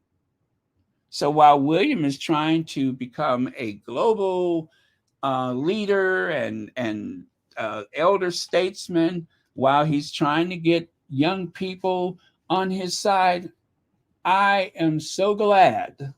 I'm so glad that this is being rehashed and dragged out. And in some cases, we are being informed on that institution. Leg says, I thought Meghan lied during the Oprah interview. Right? Right? Right? Thank you, Legs. Let's see. Sharon Augustine, thank you so much for the super sticker. And thank you so much for watching Royal Sussex. Oh, by the way, did someone send me a package from Switzerland? Connie Balmer? Anyway, it's at my mailbox. I haven't gone to get it yet, but it is at my mailbox. But I'll try to get it later this week when I'm in that area. But yes, there was a package from Switzerland. I cannot wait. All that gold bullion and chocolate and and Swiss francs and all that. I can't wait. I love gold. I love chocolate. Uh, Francilia Mosley says, I'm surprised at Charles. I expected him to have a backbone. I think William and Seabiscuit, what is it, are in it together. Uh, well, you know what? I think all of them are in cahoots. Charles, William, Kate, Camilla. But earlier on, it was Camilla making the most trouble for Harry. But after Meghan, it was William and company that made things miserable for the Sussexes. That's my belief. That is my belief. 2 days after the interview in March 2021, Buckingham Palace released a statement on behalf of the late Queen Elizabeth II. It said issues raised, particularly that of race, were concerning, adding, while some recollections may vary, they are taken very seriously and will be addressed by the family privately. So, who was it who said to have raised concern over Archie's skin color? For legal reasons, I can't name them, but I was surprised to discover it was two people. The details of the conversation are in the letter exchanged between Meghan and Charles. I bet you they won't leak that one. They may not see eye to eye on everything, but Charles was quite horrified to learn that this was how Meghan felt. There was a dialogue and then agreed to put it to one side. The book states that whilst the Sussexes are taking King, are talking to King Charles again, William and Harry continue to grow apart following the allegations in the Dukes of Sussex's memoir Spare. Harry reached out via a mutual friend to William to see if there was any possibility of having a conversation, and it was completely rebuffed, Scobie says. That's the state of their relationship. While things have improved slightly with Charles, sadly, it hasn't been the case with William. There is already a rivalry between King Charles and William over pace of change within the institution and their environmental initiatives. It is claimed even people I've spoken to who work at the palace refer to Charles as the bridge to his successor, Scobie said. Wow. Wow, that is dismissive as I don't know what. It shows he has the inability to usher in the kind of radical change needed. You can see William is already chomping at the bits for his chance to do that. Since finding freedom, Omid Scobie has himself come under attack. I never wanted to become the story myself. There was lots of crappy racist stuff, and writer born to Scottish father and Iranian mother said, the attention led to changes in my life. You develop a thicker skin. Kensington Palace declined to comment on any of the claims made by Scobie. So that I'm not sure where that article comes from, but it was shared by one of the squatties. Chuck doesn't get a pass for me. Remember the way he gnashed his teeth when they brought them to the museum? Why bring them? Meghan was pregnant. Camilla mocked her with Kate right afterwards. Evil. To the museum. I don't know which one that was. I don't remember what occasion that was when they brought them to the museum. Huh. I don't remember that. I don't know what museum visit that was. But please refresh my tea. I will look for it definitely. And thank you for the super chat.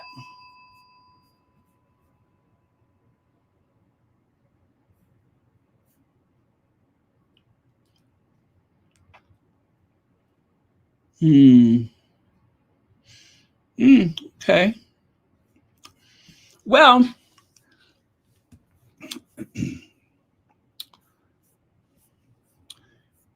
um, well, okay. I'm just looking at some of the stuff you all are saying about Charles. When it comes to Charles and William, they're two sides of the same coin. If you ask me, they are both two sides of the same coin. Charles is more cautious publicly, and the public face of things, Charles was more cautious. He makes big mistakes. He does some very stupid things, but I think he's a little more cautious. William seems to be driven by rage and hostility more so than Charles. So I think that's like really the only difference with them is that William doesn't seem to have much of an eye toward the consequences of things. So they say that maybe Afro Annie was the one who talked Charles into taking the house away from the Sussexes. But Afro Annie doesn't live next door to Frogmore. The Cambridge's house is next door to Frogmore. If there was anybody who would have a vested interest in ensuring that the Sussexes were nowhere around, it would be the Welleses, or back at that time, the Cambridges. It just makes sense that they would want to drive the Sussexes away from Frogmore. And Charles, being Charles, Charles is very indecisive. And I think if you make the most noise and you are in his face, he will tend to do what you say as a family member, especially William. So I've always thought it was William that drove them out of Kensington Palace, that drove them out of the country, and eventually kicked them out of their house. I'm sure it was William. William is a petulant child, always throwing temper tantrums. Yeah. Thank you, Rohini. Charles can be very that way, but I think Charles has his meltdown and then he's over it. William has a meltdown and he doesn't stop. Okay? William doesn't stop. Charles knows when to shut it down. I don't think William knows when to stop. Charles knows how to put a public face on things. I don't think William is capable of that. William has been incredibly disrespectful to his wife publicly and doesn't seem to care who knows about it. Charles, not so much. Charles does things more covertly. So that's why I say they're like the opposite sides of the same coin. There is 1,517 people in the live chat right now. Please make sure you hit that like button and please make sure you are subscribed to Royal Sussex. If you are on a television right now, please go to your phone or tablet or perhaps your PC and hit the like button and make sure you are subscribed to Royal Sussex. I do thank you. Okay. So, let me see. Interest rates. Oh, that ain't what I'm looking at. What am I talking about? The Prince and the PR man. So, there was an article. Is that the. Oh, let me see here. William. I think I meant to add something else with this and I did not. Damage. Okay, yeah. But anyway, I think that actually, I think I shared that already. This is just a headline, but I already talked about that. So I have another soundbite for you guys. Let's take a quick break from Omid and his book. We need to have something to bring us down from this for just a second, as weighty as it is. But this is from Patrick J. Adams. Patrick J. Adams, and he is discussing his time with Meghan on a podcast. So trust me when I say we need this right now. Bookmark.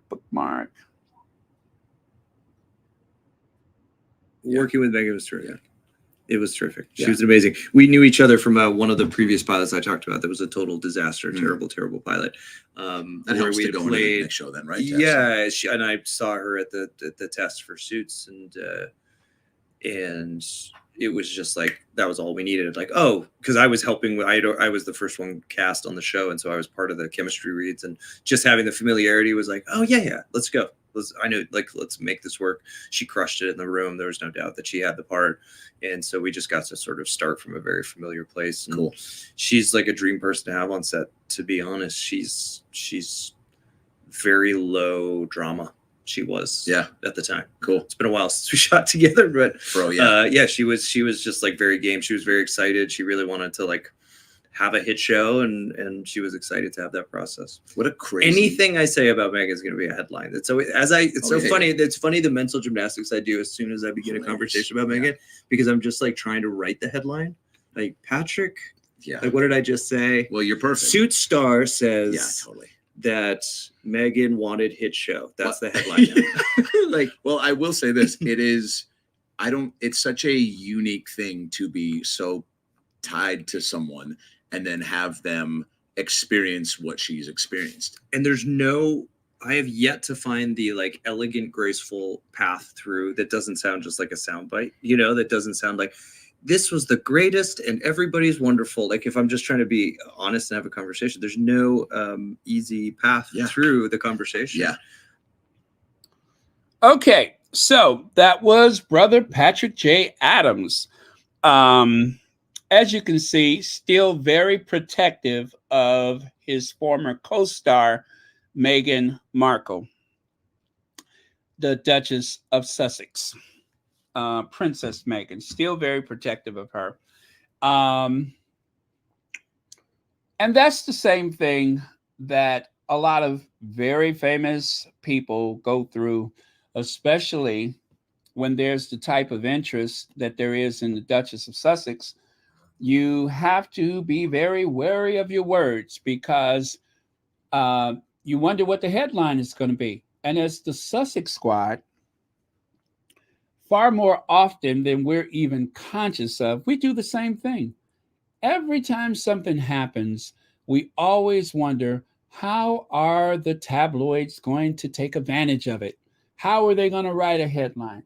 Oh, that's going to, like, for instance, with the award show where Meghan was at the Power of Women, when I saw that hand extend to Meghan in that very awkward manner, I knew that was going to be a headline. I knew it. I was writing the headline in my head. Meghan was very gracious about it. She even squeezed her hand to make sure that she didn't feel as though she had done something terrible, because Meghan in that moment was being very thoughtful to her assistant, and that's who the lady was. It was her assistant. And of course, that did not matter to the tabloids. All the tabloids needed was something that they could hitch their wagon to. And the same with the Derangers. All they needed was to see something that they could use to tear away at Meghan. And obviously, years after Suits, Patrick J. Adams is still editing his conversation in his head, trying not to give them some type of dramatic headline that they can use against Meghan. It's a shame that we have to do that, but that is the world that we live in. That is the world that we live in. And as tough as it is for us, imagine someone that you know and love, they have been the victim of such a thing.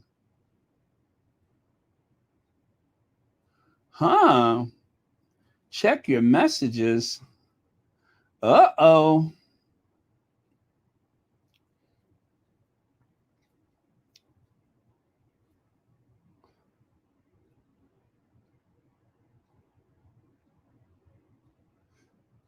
Uh-huh.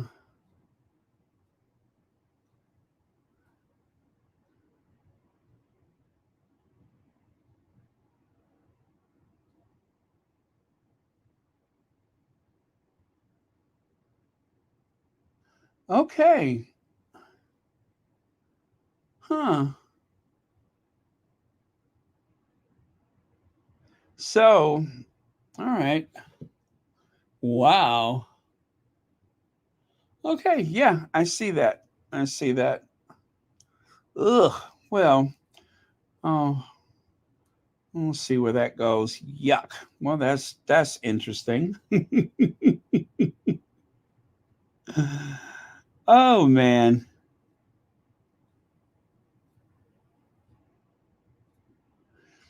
Oh my goodness. Oh, listen to this. I only wish Jeremy Clarkson good things he wished for our good sis. Speaking about Megan. And it says here the grand tours Jeremy Clarkson shares dementia fears as he admits my body doesn't really work anymore.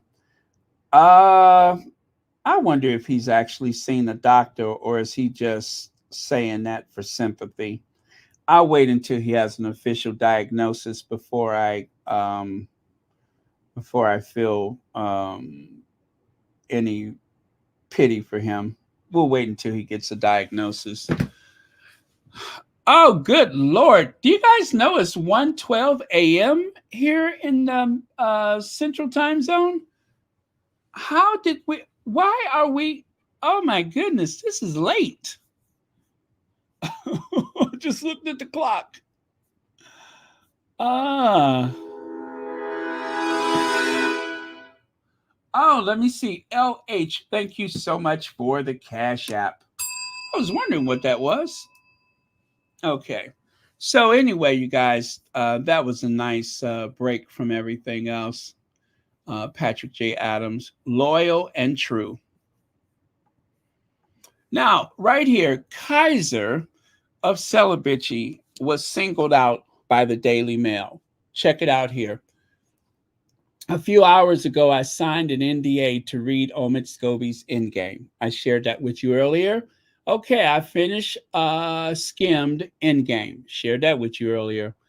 And right here, it's even broader than this. One of the big takeaways for me is how, okay, and I shared that with you. This was actually printed in the Daily Mail. And the headline for it, Omid Scobie's Sussex Squad, royal biographer, recruits influencers and bloggers to promote his new book, Endgame. So you would think that there was some kind of mass conspiracy or something by Omid Scobie. And when I saw that, I'm like, oh Lord, I hope they don't mention Royal Sussex. Well, I didn't see Royal Sussex in the article. I think they were just mostly talking about Celibacy and Kaiser. Omid Scobie has recruited Sussex Squad influencers and bloggers to help promote his new explosive book. The royal biographer asked them to sign a non-disclosure agreement ahead of the 400-page Endgame's release tomorrow, according to The Telegraph. One of those recruited identifies herself only as Kaiser, the head writer for blog Celibacy. And along with that, they had this bombshell claim from Omid Scobie. And this, I guess this is itemizing everything that they have identified so far. Harry called Harry a fool over Netflix, cautious in conversation with Harry, has his shoelaces ironed, which we've all heard that before the book. Royals not to trust Harry. We've heard that before. Told Charles there are two royal races. That's new. We knew there was one. We didn't know there was two. does not want to return to England. I didn't hear that from Meghan. Personally phoned Scobie after death threats. Now, apparently, and this is new, apparently, Omid Scobie says that after he received death threats, that Meghan actually reached out to him because she was very concerned and wanted to know if he was okay. Hey, from Botswana, Fundi Kantudulu. Thank you. All the way from Botswana. I'm so flattered. Thank you for being here. Wow, that is so cool. Didn't know anybody was watching from Botswana. Okay, Princess Anne persuaded King to evict Sussexes from Frogmore. I'm still on the fence about that. I don't know if I believe that one. Prince Harry does not care if he doesn't get an apology. Doesn't care if he doesn't get an apology. That's new. Kept in dark about Queen's death. We knew that. Terrified of doing anything than grinning photo ops. We knew that. Hasn't spoken to Meghan in 4 years. I think we're all sure of that. Not going back for a relationship with Harry. Oh, Prince of Wales, not going back for a relationship. Okay. Let me see. Harry brainwashed by an army of fairies. I don't know why I picture an army of Sigmund Freuds, right? An army of Sigmund Freuds, a whole army, and everybody looks like Sigmund Freud. And they have somehow kidnapped and brainwashed Prince Harry. Und ja, tell me about your potty training. Ja? Und tell me about your potty training. Kept Scobie away from royal engagements. Oh, so okay. It was said, and I guess we kind of knew that, maybe not, that Omid Scobie was not welcome to do any of those royal engagements because of his so-called loyalty to the Sussexes. And Camilla thanked Piers Morgan for defending the firm. I want to say we knew that already. And I think one of the things that gave it away was the fact that even though at the time he was at Kensington Palace, which would imply that it was the Cambridges, he spent that Christmas dinner thing or luncheon with Camilla. He seemed to be very close to Camilla and the rest of those people. So, yeah. So, confirmed on X page on Saturday, she has signed NDA to read Endgame, writing a few hours ago. I signed NDA. Okay, same thing. She added one of the okay. I don't know why I put that there, but sure. Now, another thing that was mentioned in the book that was not in that list that I just shared is they were encouraged to dress like Princess Diana. Now, I love the fact that they said Kate. I don't love the fact that I don't know if it was Omid Scobie or if it was the tabloids that said that Meghan was part of that.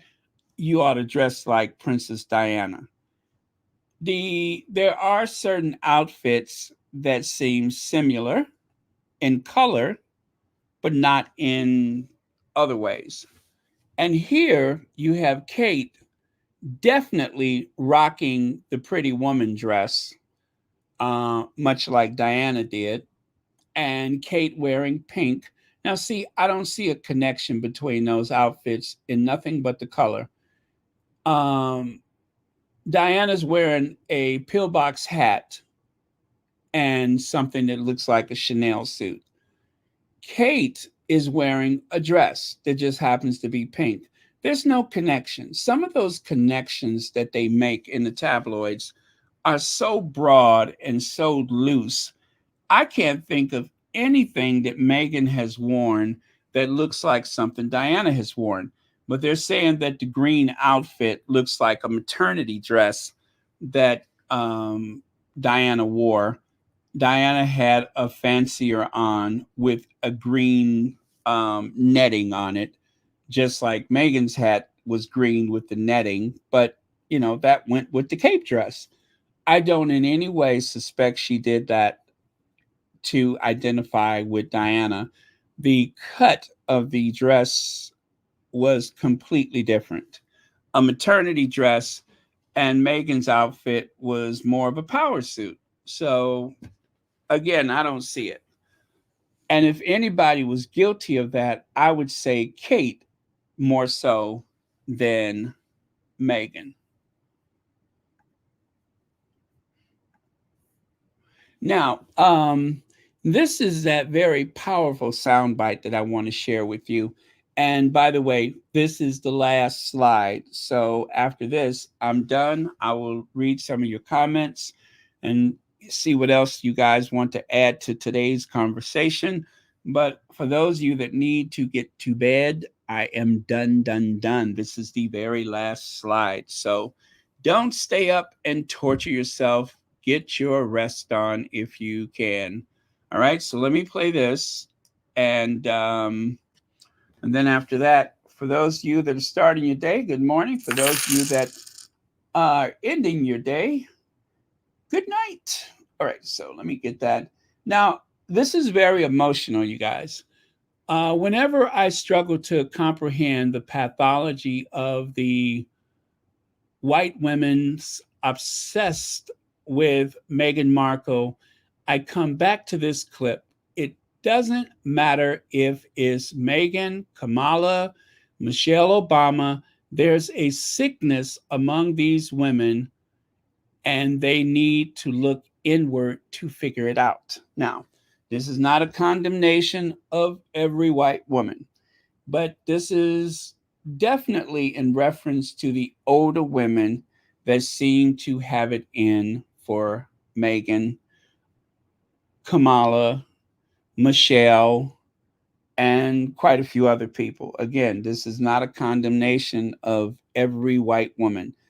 As we have seen from the recent videos and commentary from young people, including young white women, that have condemned the murder of George Floyd, that have condemned racism, that have condemned apartheid in Gaza, among other things. This is not to condemn anyone as an individual, but demographically, those who seem to have targeted the Duchess of Sussex seems to have been a particular sector of society that you would think would have more of a maternal instinct that somehow has eluded them, and they have gone to the dark side. So let me play that. During the civil rights movement, there were women who would rush out. Oh Lord, hold on. This thing is very tricky. It goes in and out. But let me see. I hope it'll play straight through. During the civil rights movement, there were women who would rush out to the schoolyards when they were trying to integrate schools, and they would push over the school buses that were bringing Black children to these schools, push them over and set them afire. And when I saw that, I was wondering whether I could ever get a group of Black women, under any circumstances, from any walk of life, to hurt some white children, to set a bus on fire full of white children for any reason. Prostitutes, drug addicts, ministers, teachers, Black women of any level. Could I call them all together and say, we have got to burn these white children? And I didn't believe I could ever find that. So I thought, those white mothers, they were not just white women, they had actually had children. They knew what that was like. But they could do that to those children. They could spit at a child So I thought, that is the most degrading life I could imagine, of being an adult who could do that. If I were those white people, the absence of that shame was so profound that the real victim was not those children. It was those women who had given up everything, their motherhood, their womanhood, their citizenship, everything, to do that nasty thing. Now that is a true victim of history.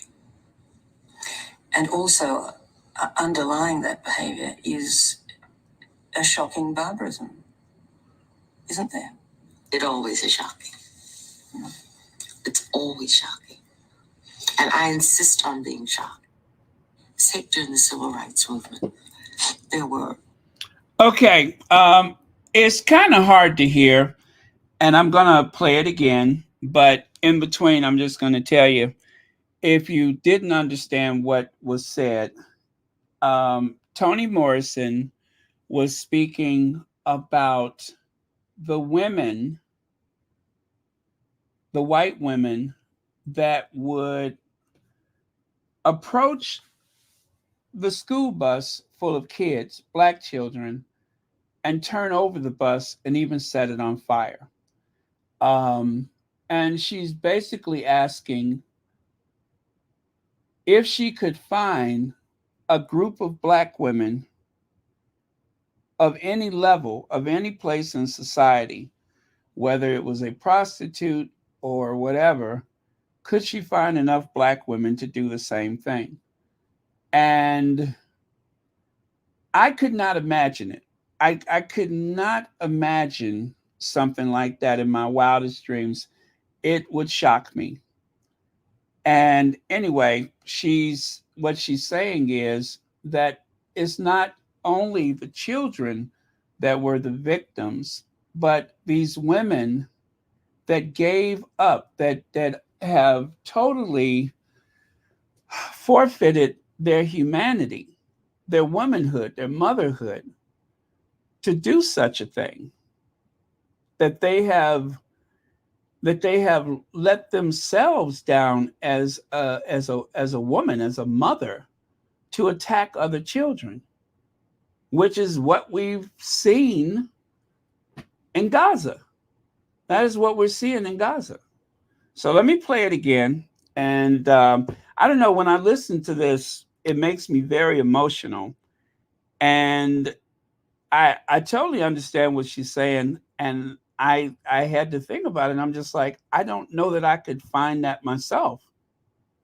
Women who would rush out to the schoolyards when they were trying to integrate schools, and they would push over the school buses that were bringing black children to these schools, push them over and set them afire.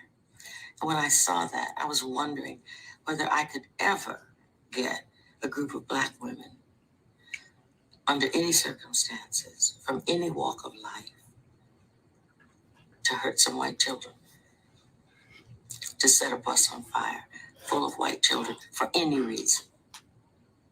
Prostitutes, drug addicts, ministers, teachers, black women of any level. Could I call them all together and say, we have got to burn these white children? And I didn't believe I could ever find that. So I thought, those white mothers, they were not just white women, they had actually had children. They knew what that was like. But they could do that to those children. They could spit at a child. So I thought, that is the most degrading life I could imagine, of being an adult who could do that. If I were those white people, the absence of that shame was so profound that the real victim was not those children. It was those women who had given up everything, their motherhood, their womanhood, their citizenship, everything, to do that nasty thing. Now that is a true victim of history. And also, underlying that behaviour is a shocking barbarism, isn't there? It always is shocking. It's always shocking. And I insist on being shocked. Okay, so again, that was the author Toni Morrison, who is never hesitant and fully embraced her blackness. Her opinions were always very honest. She didn't mince her words. And when Toni Morrison says anything, I always have to listen. Toni Morrison said one time on 60 Minutes that she just didn't trust white people, because she said if they ever sent out the trucks, meaning like with the Holocaust to Jews, if they had ever sent out the trucks and said I had to go, I don't trust the white people to defend me and say, no, you can't take her. But she said, I also know there's a lot of black people that would see me put on that same truck and hauled away and wouldn't do anything to stop it. So again, she has a certain honesty in which she speaks. But that was gut-wrenching enough about people sending trucks out to haul you away. But the thing about mothers, and how many times have you guys heard me say that these women are your neighbors, they're the clerk at the bank, they are the receptionists, they are all of those sectors of society that you could not imagine that these are women who would gladly see the Sussex children harmed, who would gladly see Meghan or Harry or Doria killed in a car accident, and would say they had it coming and would think nothing of it. These are women who defend that institution and say that if Diana would have kept her mouth shut, she would still be here. And when I see that, when I hear that, when I read that, it makes me afraid, because these are people that we encounter all the time. These are people we encounter all the time that would gladly see a child harmed and would not blink. And they are the ones that are repeatedly saying that Meghan wasn't pregnant, those were dolls, that was a moon bump, and all those other things. They are denying the humanity of those children. They are denying Meghan of her humanity. They are taking away, or trying to take away, Harry's happiness as a father. They're trying to take all of that from them. They're wishing and plotting and hoping and praying for the worst. And how many of us in the Sussex squad could you gather and say, we're really going to go after the Cambridge children? We got to do something about them. How many of us could you gather? I have not heard one single squatty say anything about those kids that could be considered provocative. Nothing. Denying that those are their children, denying that they should exist, denying that they should have a future, denying their happiness. I have not heard that. But when it comes to Archie and Lily, they're not even seen as people.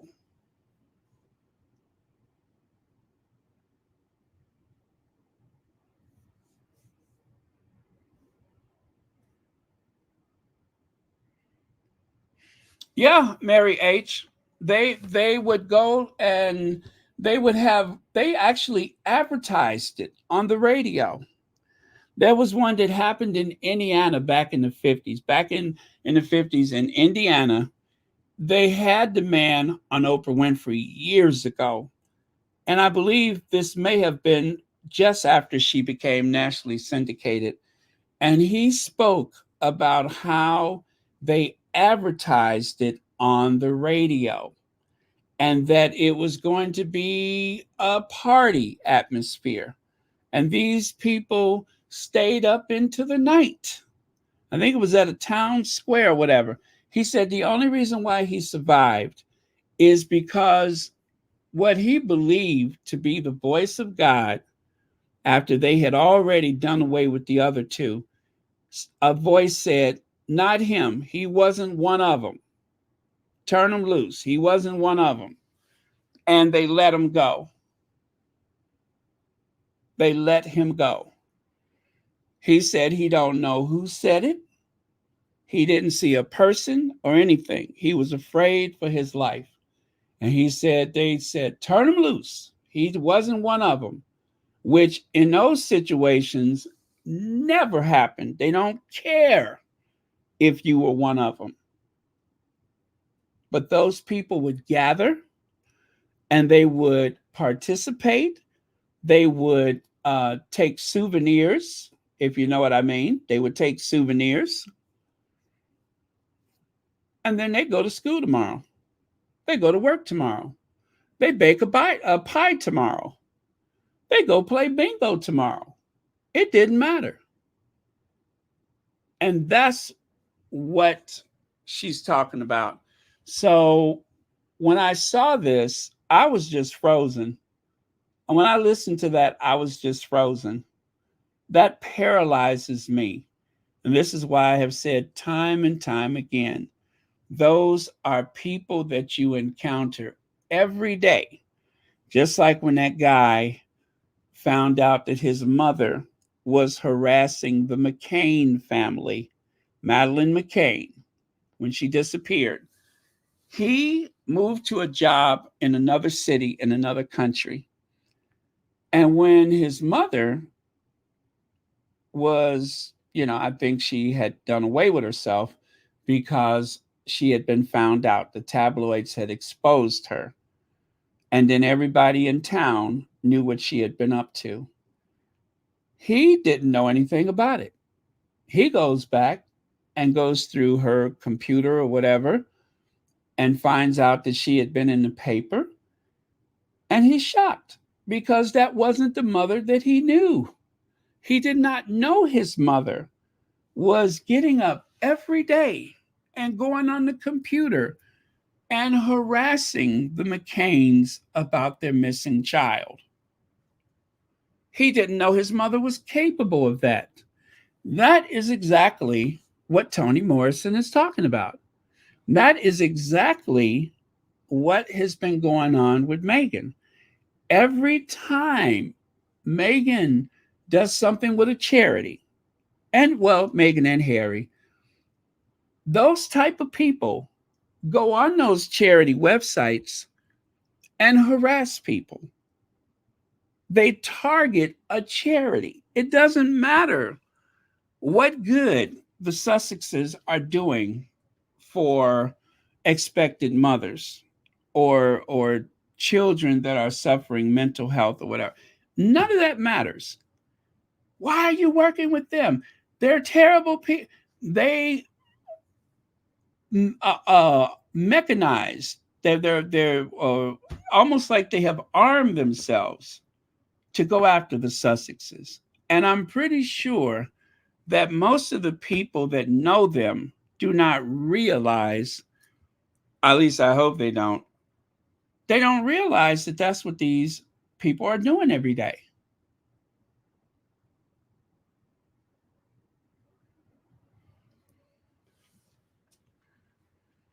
It takes your breath away. It really takes your breath away that a mother, I've said this so many times. I've said this so many times.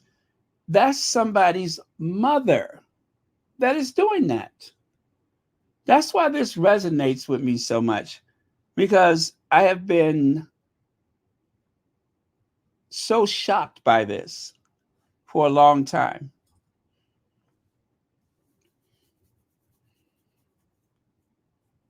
And you know,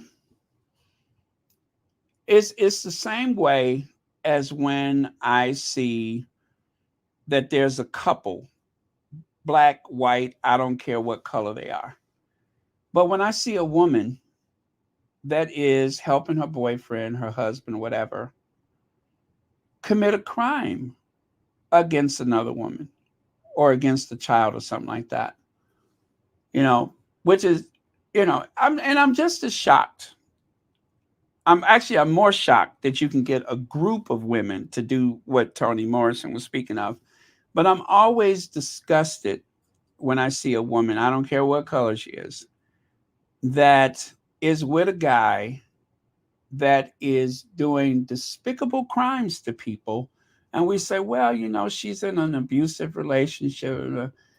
I don't care what it is. I'm always shocked by that because, again, I go back to that's somebody's mother. You have children. How could you do something like that? And when I look at those people in Israel that know what's going on in Gaza and they're laughing about it, they're having parties, that's going on over a wall or even miles away. And you, as a mother with children of your own, are okay with it. That never does not shock me. I am never not shocked by that.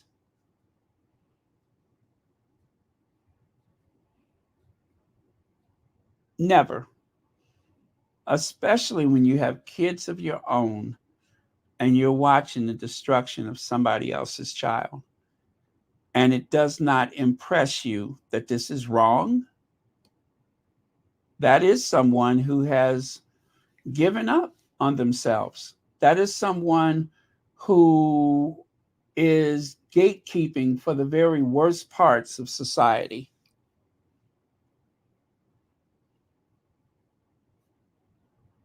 I think this younger generation is very different. I think so.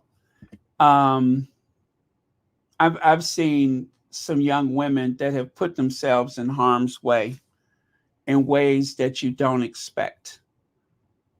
And they are using their voices and they're not going along to get along. They're losing their lives. They're making enemies of people for the sake of truth. So that gives me hope. But some of the older generations, I mean, God, it's just like you could write a lot of them off because the psychology involved in downplaying or participating in stuff like that, those are not real children. Those are not real children. And there's a content creator, a deranger, that is still saying that until they prove, it's just like when Barack Obama produced his birth certificate. Are we back in the 50s where Black people got to show their papers? Is the president of the United States a fugitive slave that has to show his papers? Because Donald Trump has put so much pressure on him, Barack Obama shows his papers, his birth certificate, and there were Black people that cried that day. They cried because it was a huge step backwards. It dehumanized not just Barack Obama, but a whole race of people were slighted that day. It should not have happened, but it did. Donald Trump spent years delegitimizing and dehumanizing the Obama family. And for those that were okay with it, it's the same thing that Toni Morrison is talking about. The level of threats against the Obamas and their children, those children lived under more threat than any other occupants of that White House. And the same goes for Meghan. And so when you see Harry not smiling, when you see Harry looking so serious or frowning, they make fun of him. They will never accept the fact that the malicious content that they perpetuate is the reason why Harry looks and acts and feels a certain way. They will never accept that. They will deny it.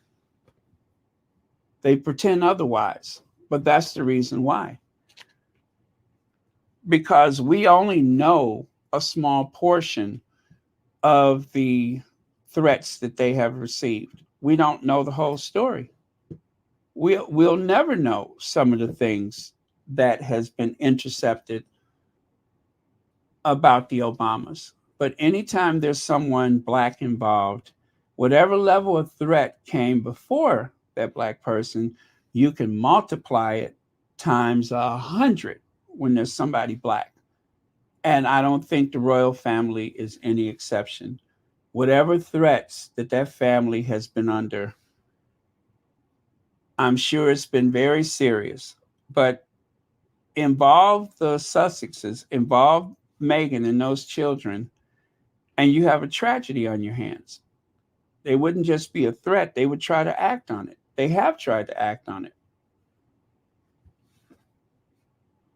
Why would a woman get on a plane in 2019 and go all the way to New York to confront Meghan, pregnant Meghan, harassing pregnant Meghan on the streets of New York? She went all the way to New York, and she was wearing a face mask like it was 2020, but it was 2019. There was no pandemic at that point, but there she was in a face mask. And I still ask the question, what was on her mind? What was she up to?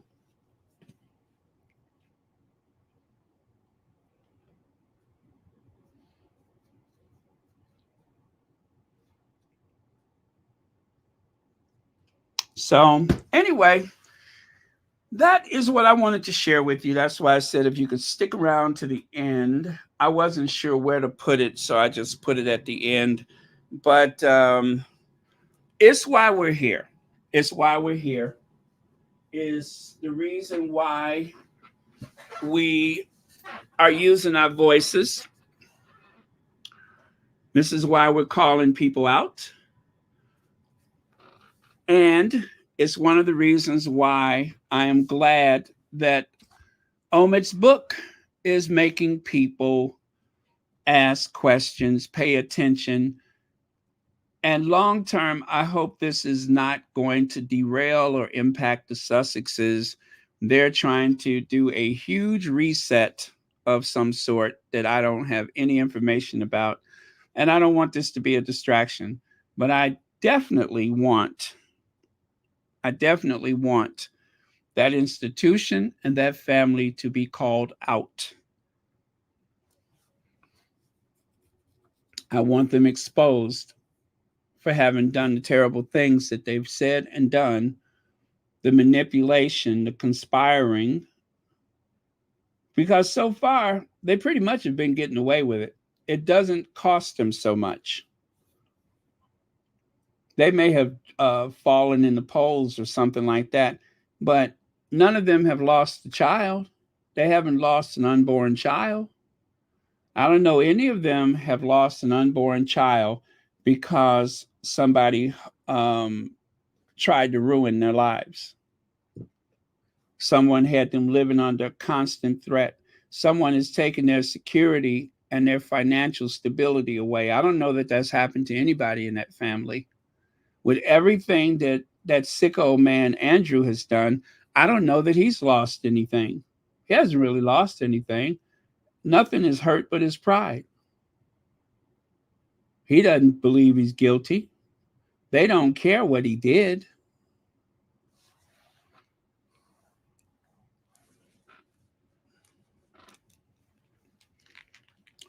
So, Black Queen, you had, let me find it again here. You said, Baron, are we going to discuss the side horse endorsing Pismoron's bullying of Meghan about her situation there. Yeah, whatever you want to add to it. I don't have anything else to add to it. Personally, I think for now I've pretty much said everything I needed to say in that vein. But yeah, and I've been looking at that clip on Twitter that they shared where Megan said, "Well, that's your brother. I'm not going to say anything about your brother," and that was in reference to William sending Jason Knopf to help the lawyers at the Daily Mail, which was also disgusting. But yeah, that's. I don't think I have anything else to share with that. But thank you for the super chat, and I'll look to if there's anything else that you wanted to add to it. Let me see. Getting away with their vile evil for over for over 1,000 years. For over 1,000 years. The only time that they ever seem to suffer is at the hand of another family member.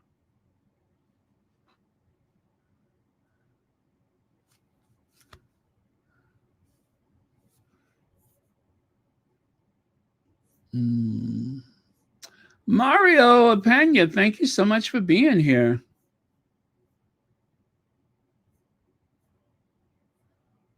Thank you for cookies and cream.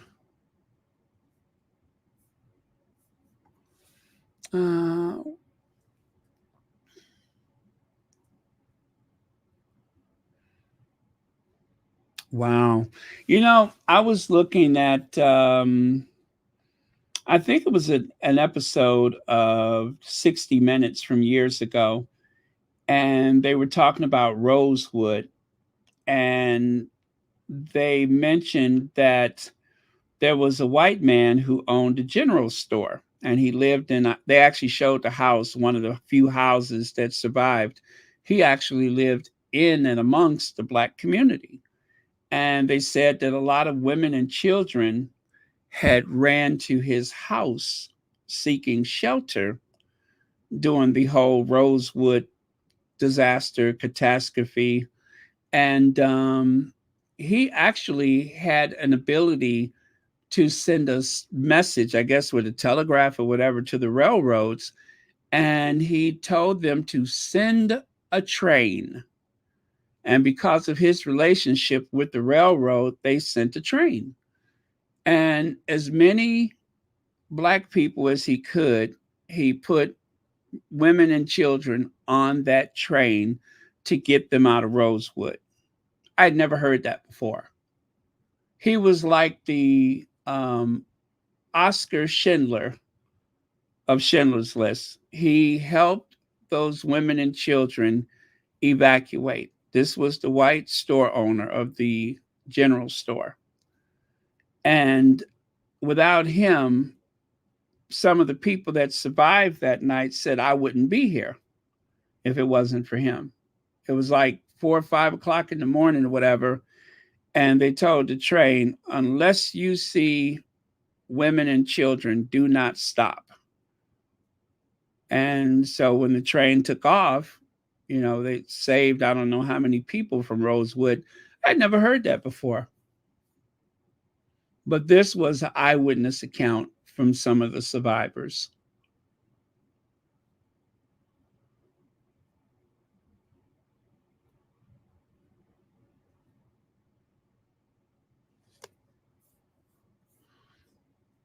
Yeah, of course he did. Of course he did. There's a lot of like, what do you call it? What is the word I'm looking for? Manchurian candidates. Well, that ain't the word, but moles. There's quite a few moles in the federal government that are just waiting for Trump to come back. They're just waiting for him to come back. And if not Trump, somebody who identifies with him. Reba Henderson, Barron, the monarchy has lost a lot. Harry and Meghan, they are a miserable, unhappy bunch of slackers who are now seeing just how pitiful they are now. They are pathetic and mentally defective. Um, sometimes, I think sometimes we overuse the word karma, but unless there's another word, I don't know what to call it. But I don't think that William will ever have any peace of mind. I don't think he'll ever have peace of mind. He may not have the intelligence to ever say I was wrong or to ever say I'm sorry. He may very well feel justified in the things that he's done, the things that he's guilty of, but I don't think he's going to know a day's peace. Um, and I think there's something seriously wrong with him, but he's an adult and it's up to him to make right whatever is wrong. So I'm not going to give him a free pass, but the man is truly uh, deficient, mentally deficient.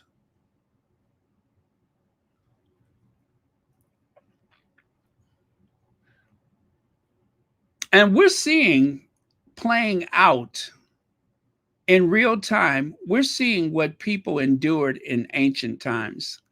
They said Henry VIII had taken a fall from his horse and he was never the same again. And he became very compulsive and reactive and um, he changed, right? And so every so often you hear me say, well, that just goes to show what a nine iron will do to you.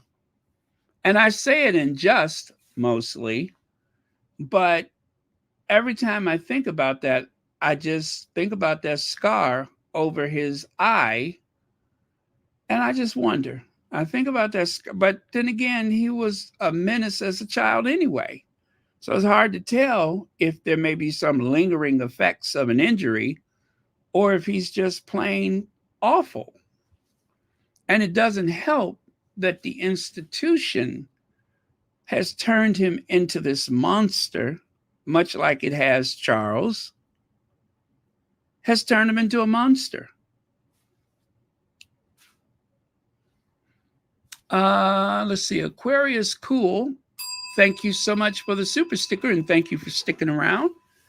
But yeah, that institution doesn't make anybody better. It just really exposes the worst in people. I think it really exposes the worst of what's already inside of a person.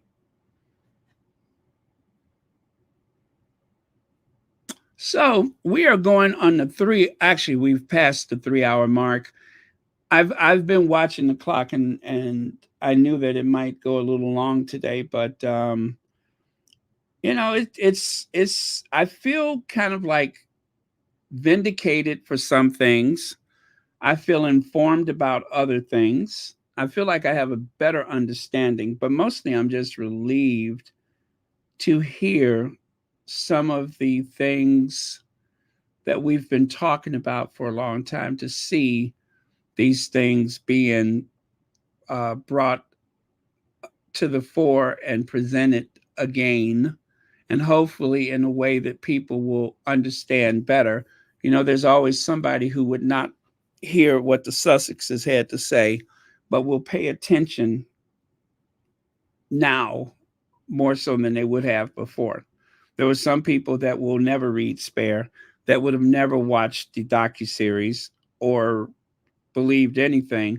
And hopefully now they will. Hopefully this will be something different that will make them see, because I don't ever want to wake up and see that the Cambridges have become popular. If anything, I want to see their record tarnished and I want to see their polling numbers plummet. That's what I want to see, because they don't deserve to be uplifted in any type of way. If they weren't messing with the Sussexes, I really wouldn't care whether they were doing good or bad. But if they're going to constantly tear down Harry and Meghan, if they are going to try to elevate a lazy dimwit over someone who's worked her entire adult life and part of her childhood in some way or another, if they are going to diminish her so that they could uplift the other, then I'm glad for this book. I hope the book does exactly what I'm praying it does, and that is to take some shine off of that turd. And that goes for William too.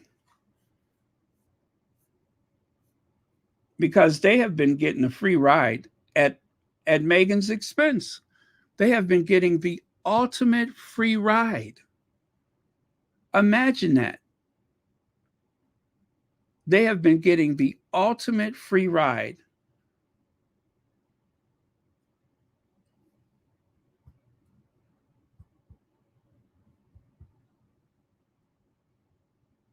Oh, Melanated, thank you so much for that.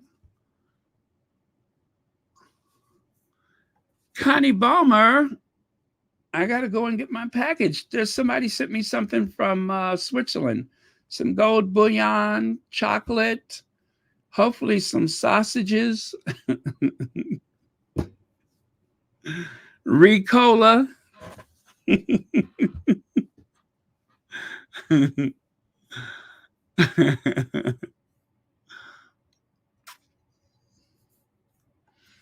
Didi says, I 100% agree.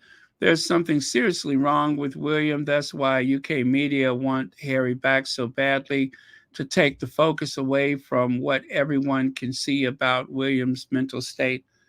Well, I mean, there's two ways you could do this. Could have done it because it's too late now. But there's two ways they could have done it.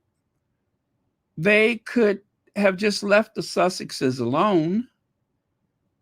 But what I believe, in my opinion, to have been instructions from Kensington Palace, they went a totally different route.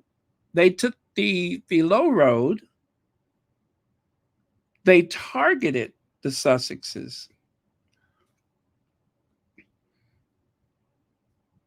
And it's two things that I cannot forgive. I cannot forgive Diana laying somewhere on the in a pond in Althorpe, on some little lonely island in Althorpe. I can never forgive that. And the unborn Sussex child. Those two things, they can never take that back. They can never take that back.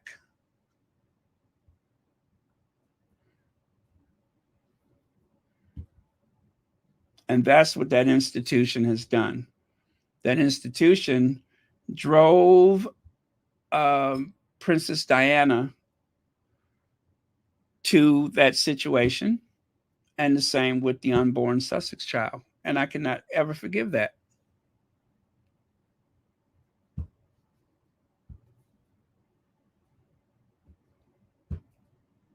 And that's what that institution has done.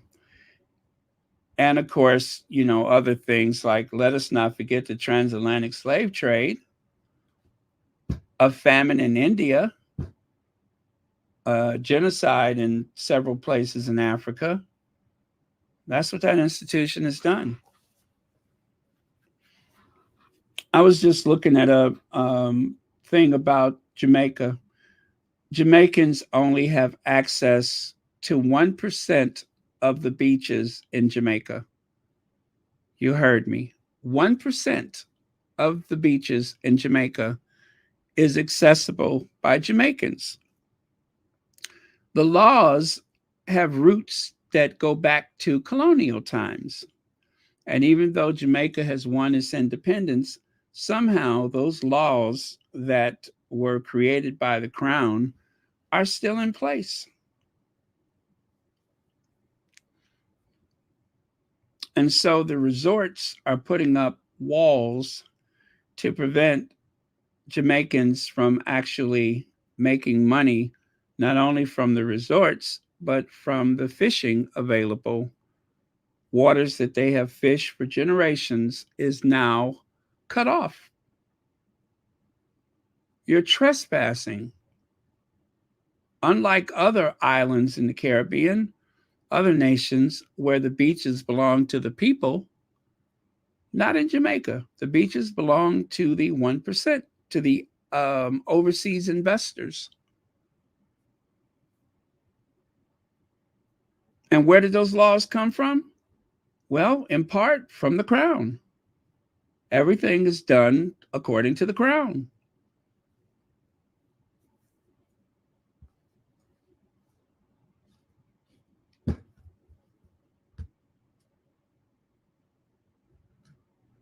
And that's the institution that has done so much more.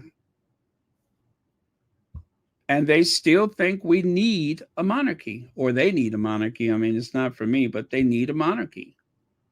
And again, if it wasn't for Harry and Meghan, would I be sitting here even talking about this? I'd be shaking my head like, oh, that's a shame. But then I would see them do something to distract from some of the stuff that they do. They use what? Harry and Meghan. So, okay, you guys, it's we should close it out now. Let's see, Black Queen said, yep, the politicians sell out the country. They even had this hotel turn away a Black Jamaican telling him no blacks allowed. Good Lord. Good Lord. Can't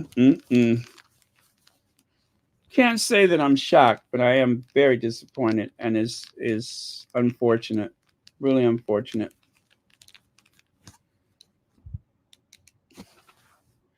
A 70-year-old man has to get on a bike and ride several miles to find one of the few places where he can access the beach so that he could go out and make some money from the fish that he catch. He's 70 years old, and the route that he would take to the beach has a 10-foot wall.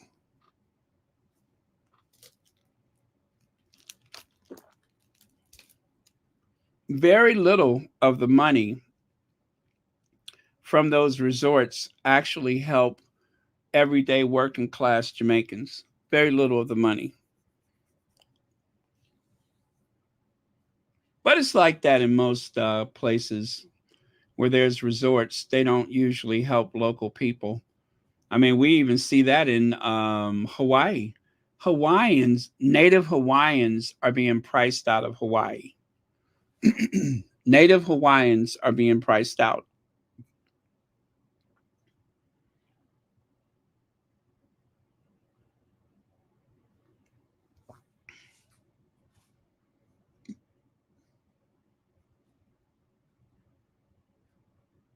You know, what we do now, hopefully will protect Archie and Lily in the future. Having this battle now hopefully protects them in the future, because who knows what might happen whenever William gets on the throne, how he may try to lash out. And look at the kind of people that he has working for him. Look at some of those bureaucrats and such that he takes from the government. People who would sell their own mother if they thought that it would profit them. Yeah. Those people.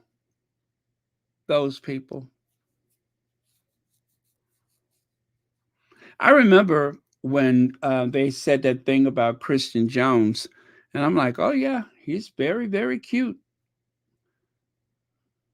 Not that I was worried about Meghan, but it was just I did feel like it was a setup, though. I felt like it was some kind of a setup, but I didn't realize of what kind.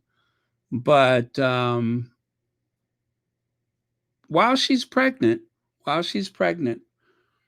they would leak a story like that. They would send the paparazzi to go and take the photo. They sent the paparazzi to the restaurant to take the photo,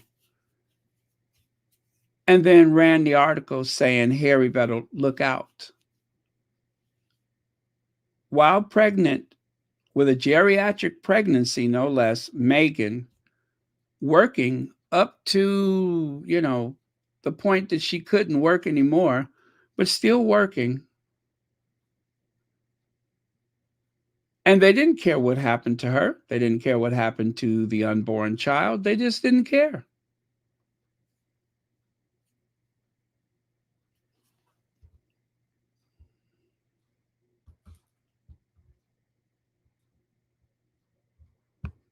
They did not care.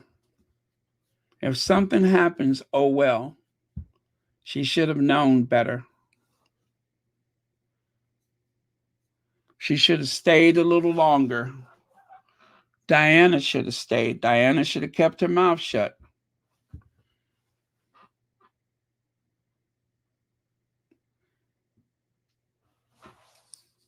Only thing about that is that as the person that is being perpetrated upon, you have to hope that there is some humanity left in the person that's abusing you.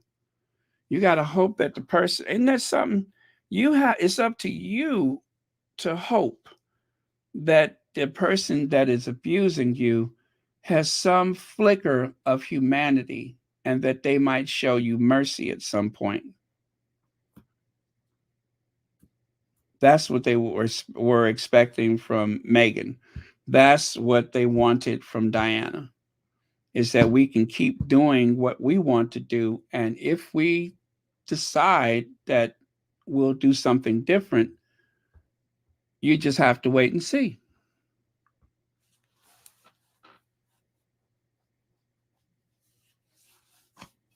Wow. Make that make sense.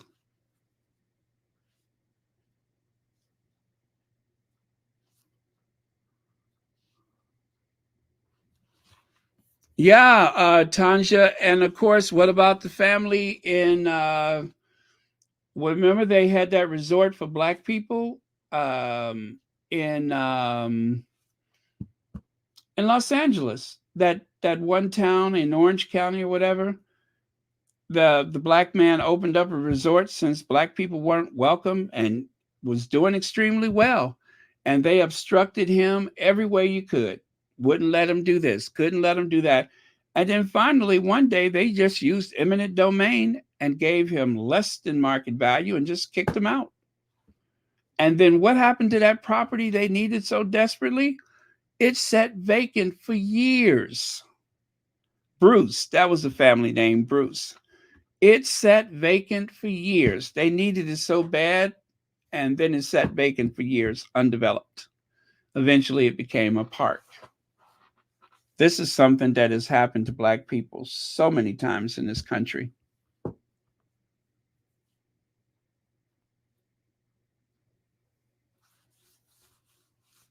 So many times that they have just literally taken property away from people.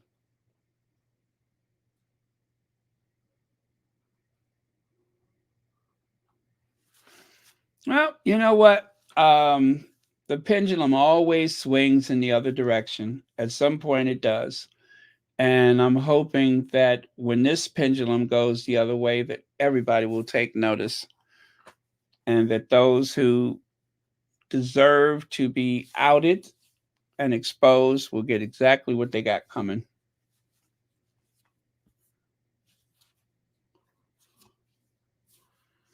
I saw Lady C. She said, "Oh, and Megan with those chicken legs, those chicken sticks or chicken." Yeah, she said it's called her chicken sticks on chicken feet or something like that. And I'm just like, you talking about another woman's body, or should I say, you talking about a woman's body? How dare you, sir? How dare you? Yeah, if I ever felt like I had said too much about Lady C, that has gone out the window. I mean to tell you, she thought she was Phyllis Diller talking about Megan. The only thing is she can barely talk, so when she's trying to be funny, it takes her like a month of Sundays to form her punchline, and by then it's just not even clever.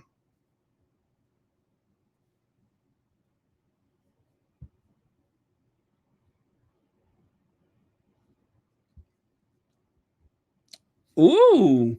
Oh, Rohini, you're going through the book right now? Oh my goodness. I want to get caught up.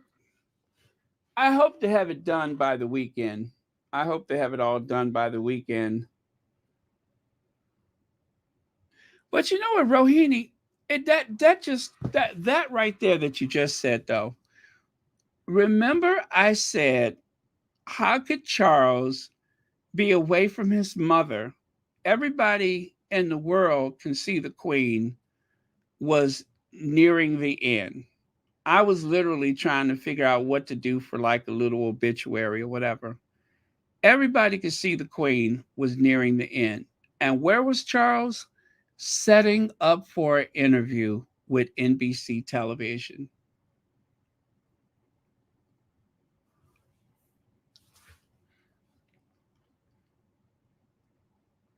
We've all, at a certain age, we've all lost close family members. And whether it was us or someone else in the family, somebody was there at their side, knowing that the end was near. Charles was setting up for an interview with NBC television so he could go on and on and on about organic vegetables and modifications to the garden and what he expects to do and all of that. And his mama is dying. His mama is literally dying. And this man is setting up for an interview with NBC television. I just cannot wrap my brain around that. You done watched your daddy die. You know what it looks like. And you're setting up for an interview?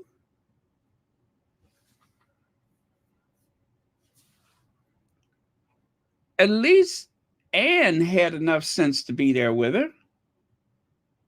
And then when you get there, even though you know that it's close, you have to go clear your mind. So you go outside and start looking for mushrooms, sir.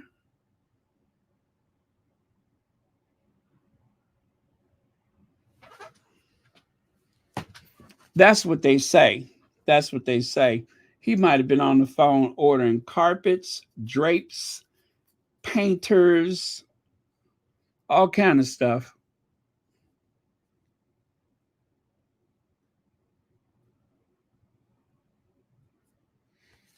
Well, Lauren Brown, it has been a day. It has been a day.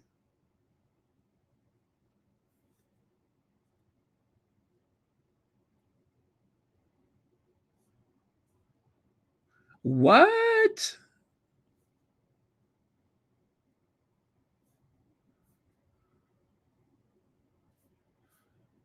Oh my.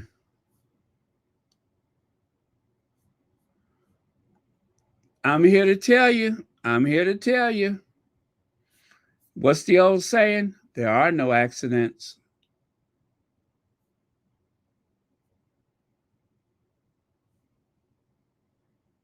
Mm-mm-mm.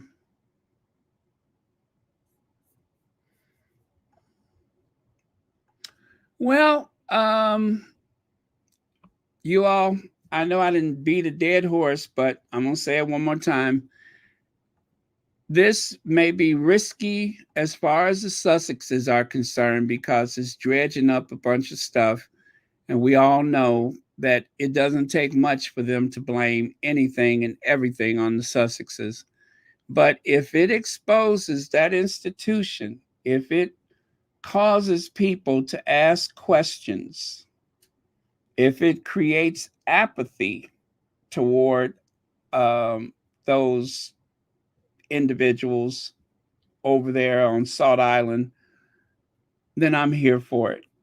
And that's the last thing I'm going to say about the book tonight is that I'm hoping that it stirs something, that it really stirs something that will cause them to lose sleep, that would have them pacing the floors, and hopefully ready to apologize to Harry and Meghan publicly, if possible.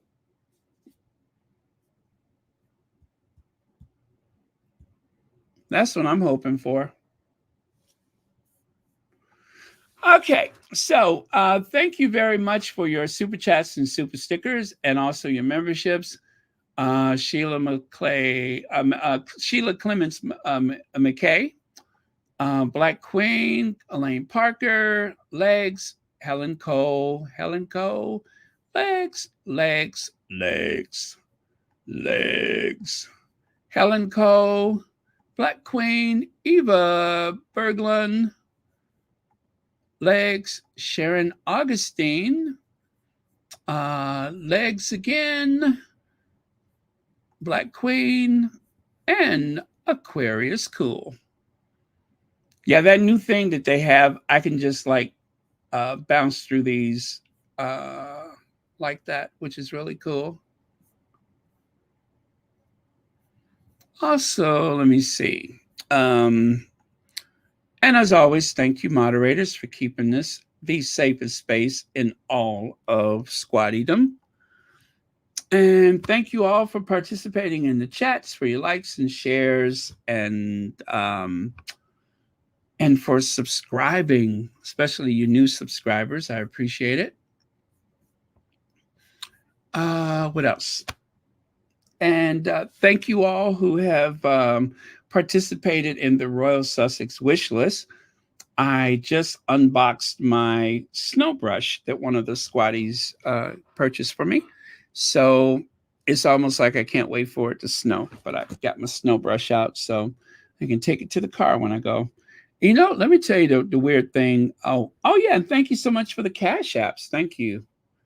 Let me see here. Cash Apps. Was it LH? And yeah, LH, thank you so much for the Cash App. But yeah, last night it was so cold in here, right? And I couldn't understand why it was so cold. So I turned the thermostat up to 78, and it was just blowing cold air. So I got out my best blanket and even put another blanket on, and I went to bed early this morning. And when I woke up, I already knew what I was going to do. I opened up the room with the furnace, and I hit that switch off and on a couple of times, and voila, the heat was working. I think I've done that before. This thing heats and air conditions, so I've done that before, and it works. So I did it again, and it worked. So what I thought was going to be a maintenance call was just a matter of a reset, I suppose. So that was pretty cool. But yeah, I like to froze my behind off last night. I'm like, why is it so cold? And I usually don't. Sometimes I don't even turn the heat on if it's not so cold because, um, this place is pretty well insulated. But I had to do it last night, and it works. So fortunately, I mean, there's a lot of people out there who are afraid to turn the heat on for the expense or whatever, but fortunately, that is not a concern of mine. And so it worked out. So yeah, that's what happened to me last night. That was my little drama. I was without heat. There it is. That's what I was looking for. I'm going to pin this to the top of the chat. That is the official Royal Sussex wish list. You are not obliged to order anything from that list. But if you feel like it, I mean, if the notion strikes you, if you want me to be embarrassed with your generosity,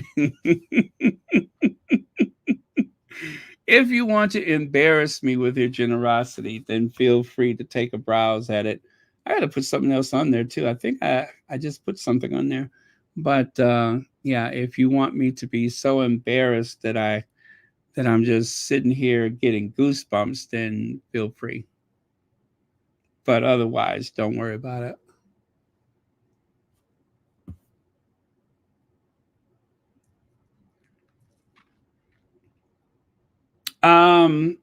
let's see. Also, oh, you know what?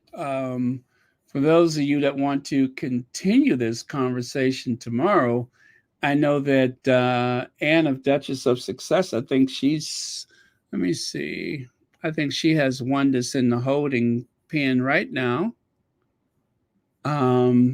If I'm up, I am going to be there too because this is going to be a fun topic. Who knew that this was coming? Oh, and VS Speaks Royally. Let me see if she's scheduled for tomorrow.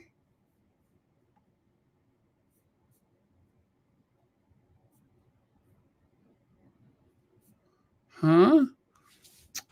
Yes, she is. Yes, she is for 1 p.m. my time. So that's is that noon or is that 2 p.m. Eastern time, which has to be like 8 p.m. UK, right? Yeah. So VS is scheduled for tomorrow. So that's at least two where you can continue this. That'll be fun, won't it?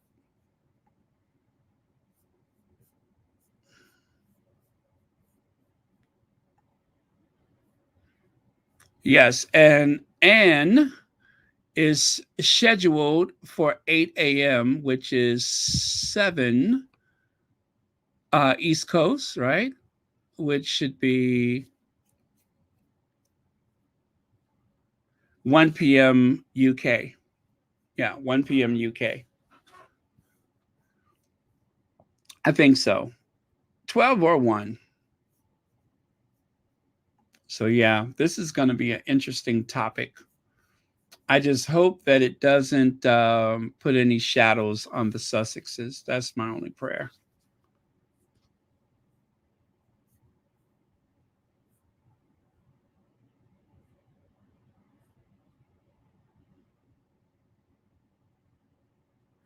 Ooh, Rohini getting all the dirt. You know what? That is what Kaiser said. Kaiser from Celibici said it's not what you think it is. For those of you that are complaining, she said, hold your tongue. That's what Kaiser said. Let me see if I can find that.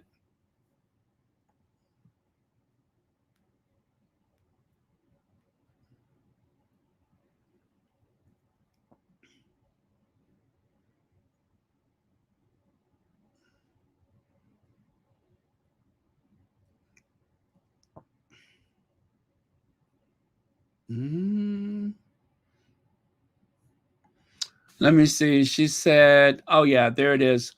But all of you guys complaining about it before you've read it should hold your tongue. Scobie is mauling the Windsors. Like I am laughing out loud is so good. That is what Kaiser said. Okay? That's what Kaiser said.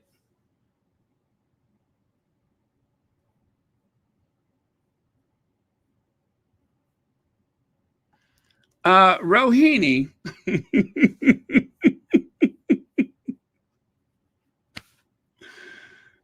Rohini, you are having too much fun over there. You are having too much fun. I mean, this is turning into like wedding night like fun. I'm afraid you're getting too excited. I'm blushing at the thought of this. Let me see. Jennifer Clark said, oh, it's a super sticker. Thank you so much, Jennifer Clark. And Perlina answered 7 months membership. Thank you so much for that. Thank you, Baron. God bless you. Oh, thank you, Perlina. Thank you, thank you, thank you. And God bless you all. God bless the squatties.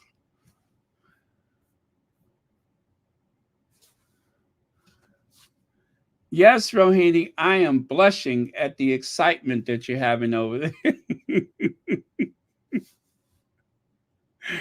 And especially for a woman of your maturity, I don't think this is natural at all. You should be ashamed of yourself.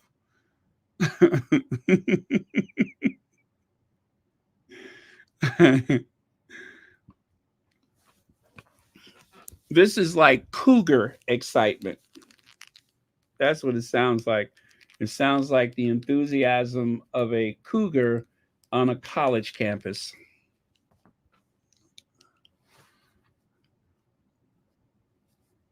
Oh, the audio, right? Okay.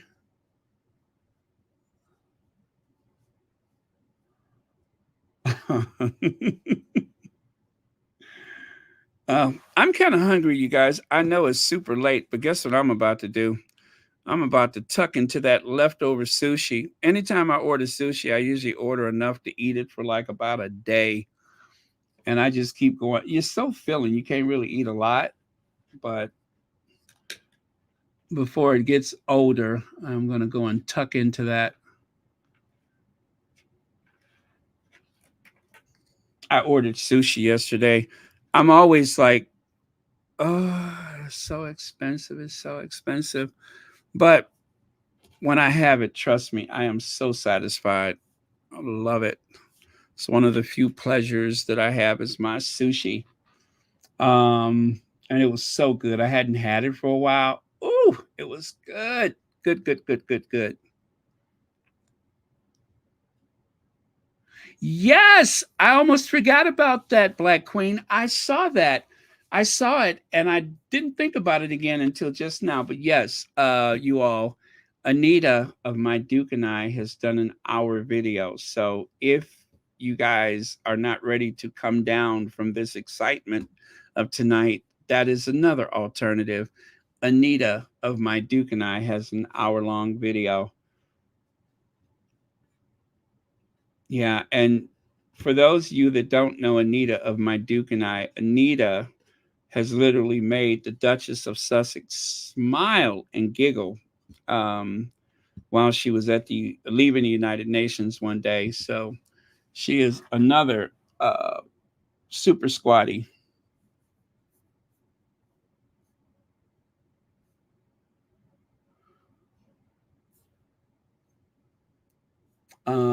Let me see here. Okay, so I'll find the link myself. You know, I was waiting, but I'll get it. It won't take but a second.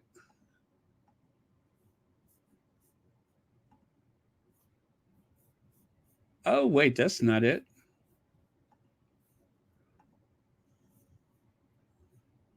Huh, and that's not it. You know what? And I thought I had just saw that. Oh, here it is from 4 hours ago.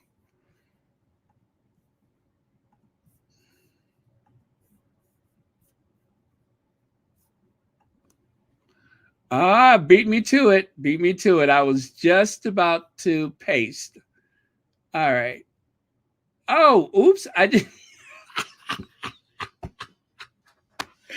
I'm so sorry. I just deleted it by mistake. Well, at least I didn't block you. Hold on. There we go. Sorry about that. I'm trying to line up the thing here. Oh, and Sherry Ware has it.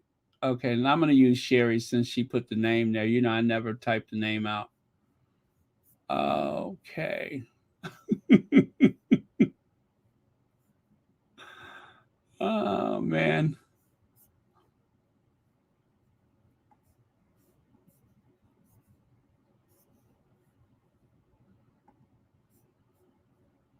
Oh, you know what, Sherry Ware? I almost put you on timeout. What is wrong with me today?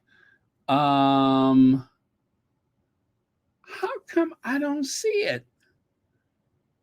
Oh, there it is. Oh, it's replace pinned message. Oh boy. Okay, y'all. I do need to go. Now I'm really making mistakes, so I should probably get going.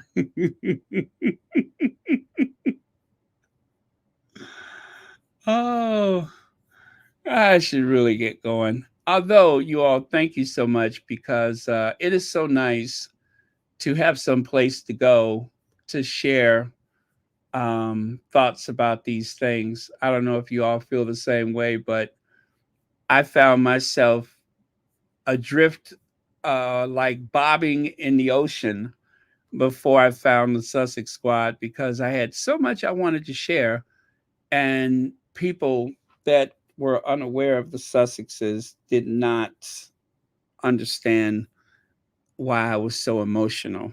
And then I found the Sussex Squad, and everything has been right ever since. And I'm really glad for that, and I really appreciate you all. The heck was I looking for just now? Oh, I know, I know.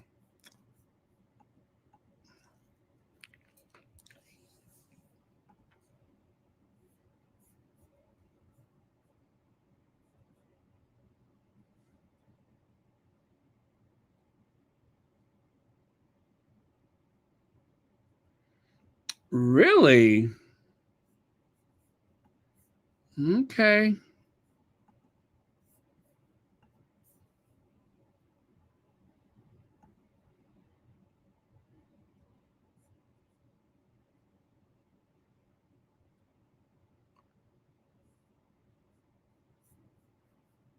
Okay. Wow. Alrighty then.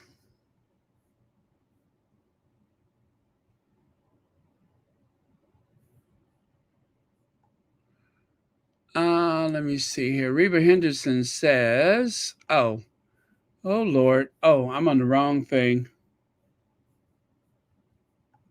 Okay, Baron, I can make several types of sushi I learned from my late husband, who is a chef. He made Reagan's lunch and dinner when he wrote his memoir at Fox Plaza in the 1990s. Good stuff. Oh, okay, cool. I've made sushi before.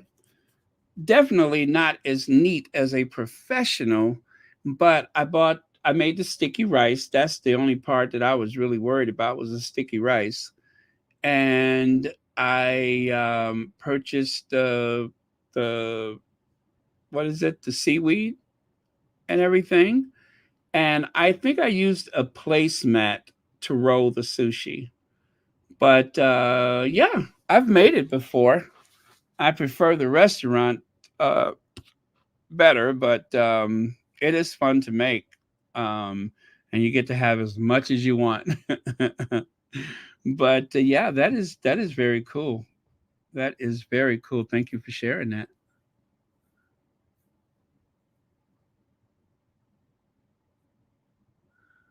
Oh my goodness, do we have a troll? Omid, wait, don't get rid of this person yet.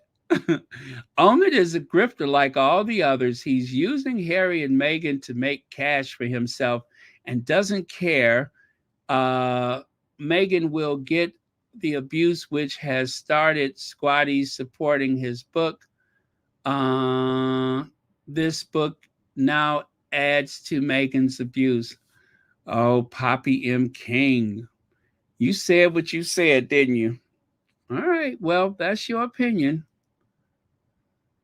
Now, the thing about those kind of comments is I don't think I've ever seen Poppy M. King before. And on top of that, there are some derangers that are posing as squatties to try to condemn Omid's book so that we won't read it. So, sorry, Poppy M, but I kind of think that people have already made up their minds about the book, and those who are going to read it are going to read it anyway, and those who are not probably had made their minds up a long time ago. But thank you for trolling tonight. It's been one. It's been fun, but yes, it was kind of fun, and now it's kind of over. So um, okay, goodbye forever, Poppy King. Goodbye forever. All right.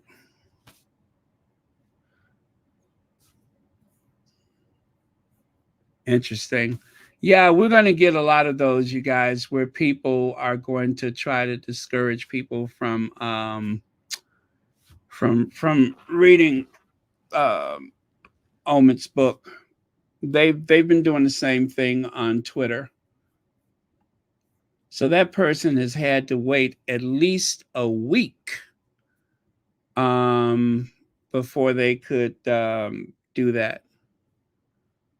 I did put the troll spray on, didn't I? Yeah, they had to wait at least a week before they could do that. So all this time, that person has been lurking, listening to Royal Sussex, and decided tonight is the night. Now I'm going to pounce. I am going to pounce upon the infidels.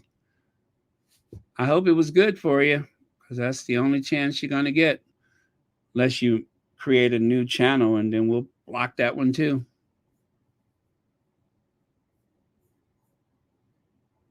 Yeah, so goodbye forever, forever, forever.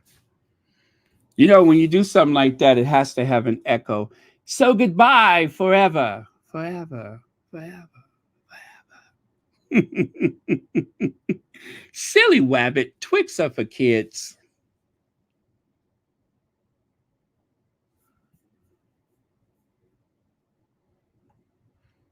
We haven't had one of those in a while, have we?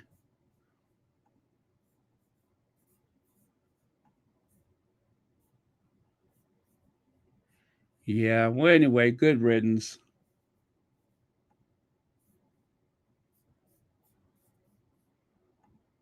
Poppy M. King. I don't remember that one. Have you guys ever heard that one before? Don't think I've ever heard that one around these parts.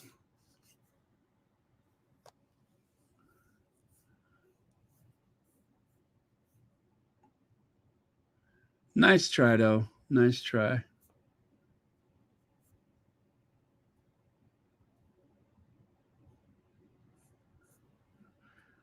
Thank you for being a troll. Even though that nonsense is old, your message was cute, but it's time to block you too. And if you had a channel, I would troll you. You would see the biggest comment is from me, and the words attached would say, you can go to hell.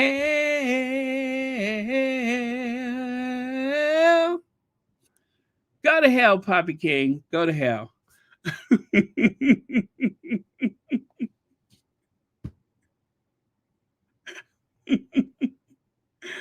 Now, you know what? That is quite an honor. Poppy King has actually gotten me to make a song for them. And you know that's an honor, because I don't make songs for trolls. I'm just lying. I've done that a few times. Woo! Thank you for being a troll. That nonsense you're talking is getting old.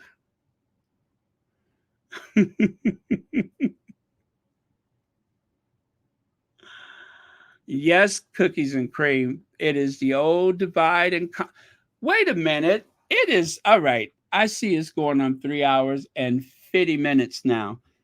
I'm fixing to go. Plus, some of y'all have got to work tomorrow. Now, just because I'm a night owl and I'm up all hours of the night, don't be like me.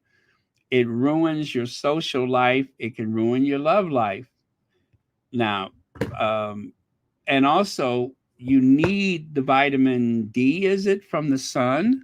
So don't be like me. Y'all get your rest and get up tomorrow and try to be productive. Or should I say, today? 10 says, good morning, Baron and Squatties. Just woke up and glad to catch the end of it.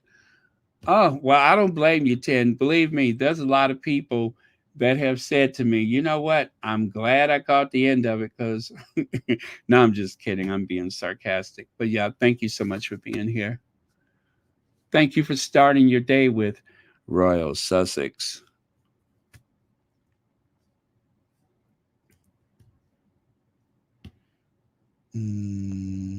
Okay.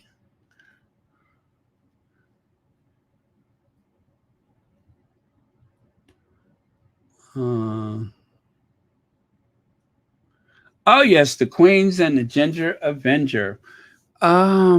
Gosh, I was about to say something. Oh, I still got to do those condolences cards. I'll make sure I have those for tomorrow or later today, rather. Okay. And you are, Lydia, you are sure about the two of those? Because I hate to make one if it doesn't need to be made. That would be weird. Don't want to do that unnecessarily. That could be a bit jarring for some people. So I'm always nervous about that. Unfortunately, I catch the tail end of a lot of those conversations that take place, and I'm like, wait, what happened to who? Let me see.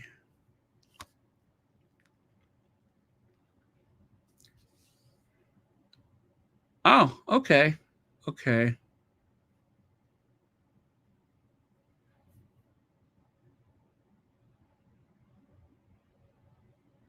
Oh, really? What happened? Omid's statement regarding Archie's skin color. I just watched it on independent TV. Oh, okay, okay, okay. I see what you mean. Um, well, you know what? I have expressed my feelings about that several times. And if it was coming from somebody's auntie in a social situation, that would be weird enough. But is as I just said about Sophie and Edward, as a member of the royal family, it's unfortunate that as a public figure, just like Patrick J. Adams just said, I have to really consider the things I say before I say them. I'm sorry, anybody has to do that, whether you're a public person or working the drive through at Wendy's. But that's just how life is. We have to be mindful of the words that we use. And the same goes for the baby's skin color. As a member of the royal family, which has been considered to be like one of the highest levels of racist institutions in the world, there's a way that you should welcome a person of color to your family. And you should be mindful that some of the words that you say could make people uncomfortable. And in this case, it made Harry uncomfortable because now Harry, in a very symbolic way, is seeing the world through Meghan's eyes, right? And Megan has also had her eyes open because I'm sure there's a lot of spaces where Megan has been and people did not know um, her racial mixture and have been insensitive. That happens. Um, but I'm sure that being in the royal family, receiving the type of threats and negativity that she has, I'm sure she's never been more aware of herself. And in such instance, when you have someone wear a blackamoor brooch or the family ignores the obvious racism, that right there is plenty. And then you ask me about my child's skin color and how is that going to look? I can understand why Harry was very upset. I can understand why Meghan was very upset. And I think that the few black people that seem to want to accept the gaslighting and say that, oh, that's no big deal because, see, when my child, I don't care what happened to in your family. I'm talking about someone who moved to another country and is in the household of a family where your husband's mother, your mother in law, died mysteriously in the tunnel in Paris. That family. I don't want you asking about my baby's skin color. I would rather not know that you have an issue with my child's skin color. But now that you've said it, now I'm going to be even more aware of things. Yeah, that's one of them things where I'd be like, gosh, I wish I didn't know that. But at the same time, I'm glad that they revealed themselves, because that way we can keep an eye on those monsters. So, all right, you guys.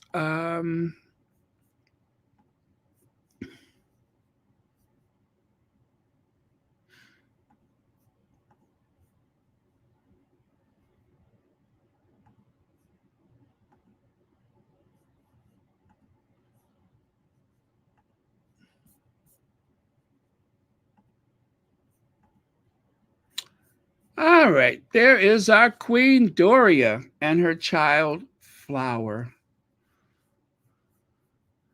And of course, there is our Queen of Hearts with her Forget Me Nots and Prince Harry. I love these two photos.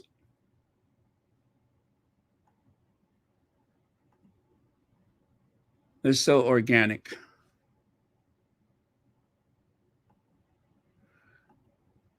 And let me see. Oh, and our last word of the day. Let me do that one.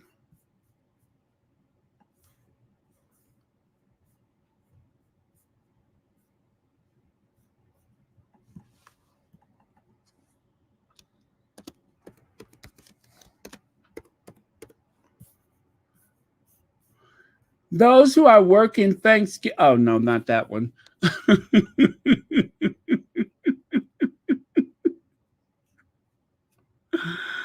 Oh, I'm just kidding. Not that one.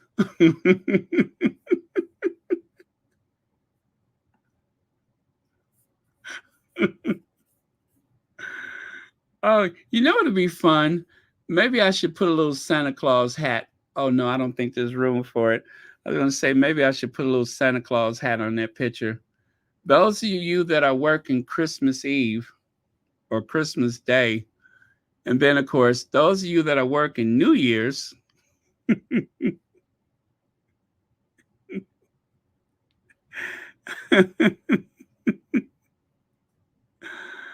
Oh, mercy me, that was too funny.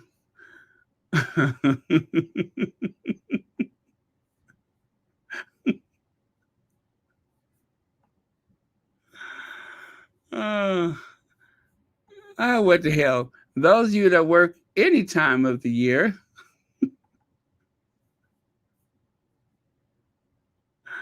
winter, spring, summer, and fall, all you have to do is call.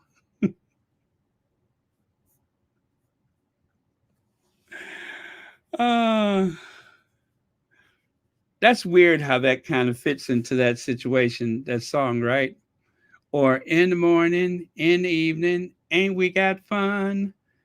Not much money, oh, but honey, ain't we got fun? How many songs do I know? Oh boy. Um, all right, there we go. Prayer for Harry and Meghan's supporters. Oh God, we think of you. Um, oh, I think that's a typo. We thank you for the army of supporters of Meghan and Harry who work tirelessly to debunk lies and expose hatred.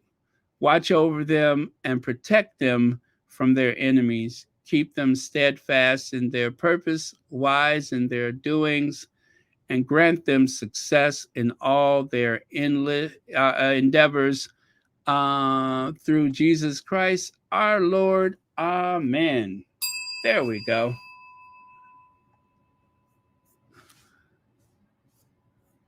Okay. All right. And with that, you guys, I am going to cue the Ginger Avenger, and I will see you all tomorrow. It's going to be a very interesting day. So remember, what's her name? Anne is going to be on early.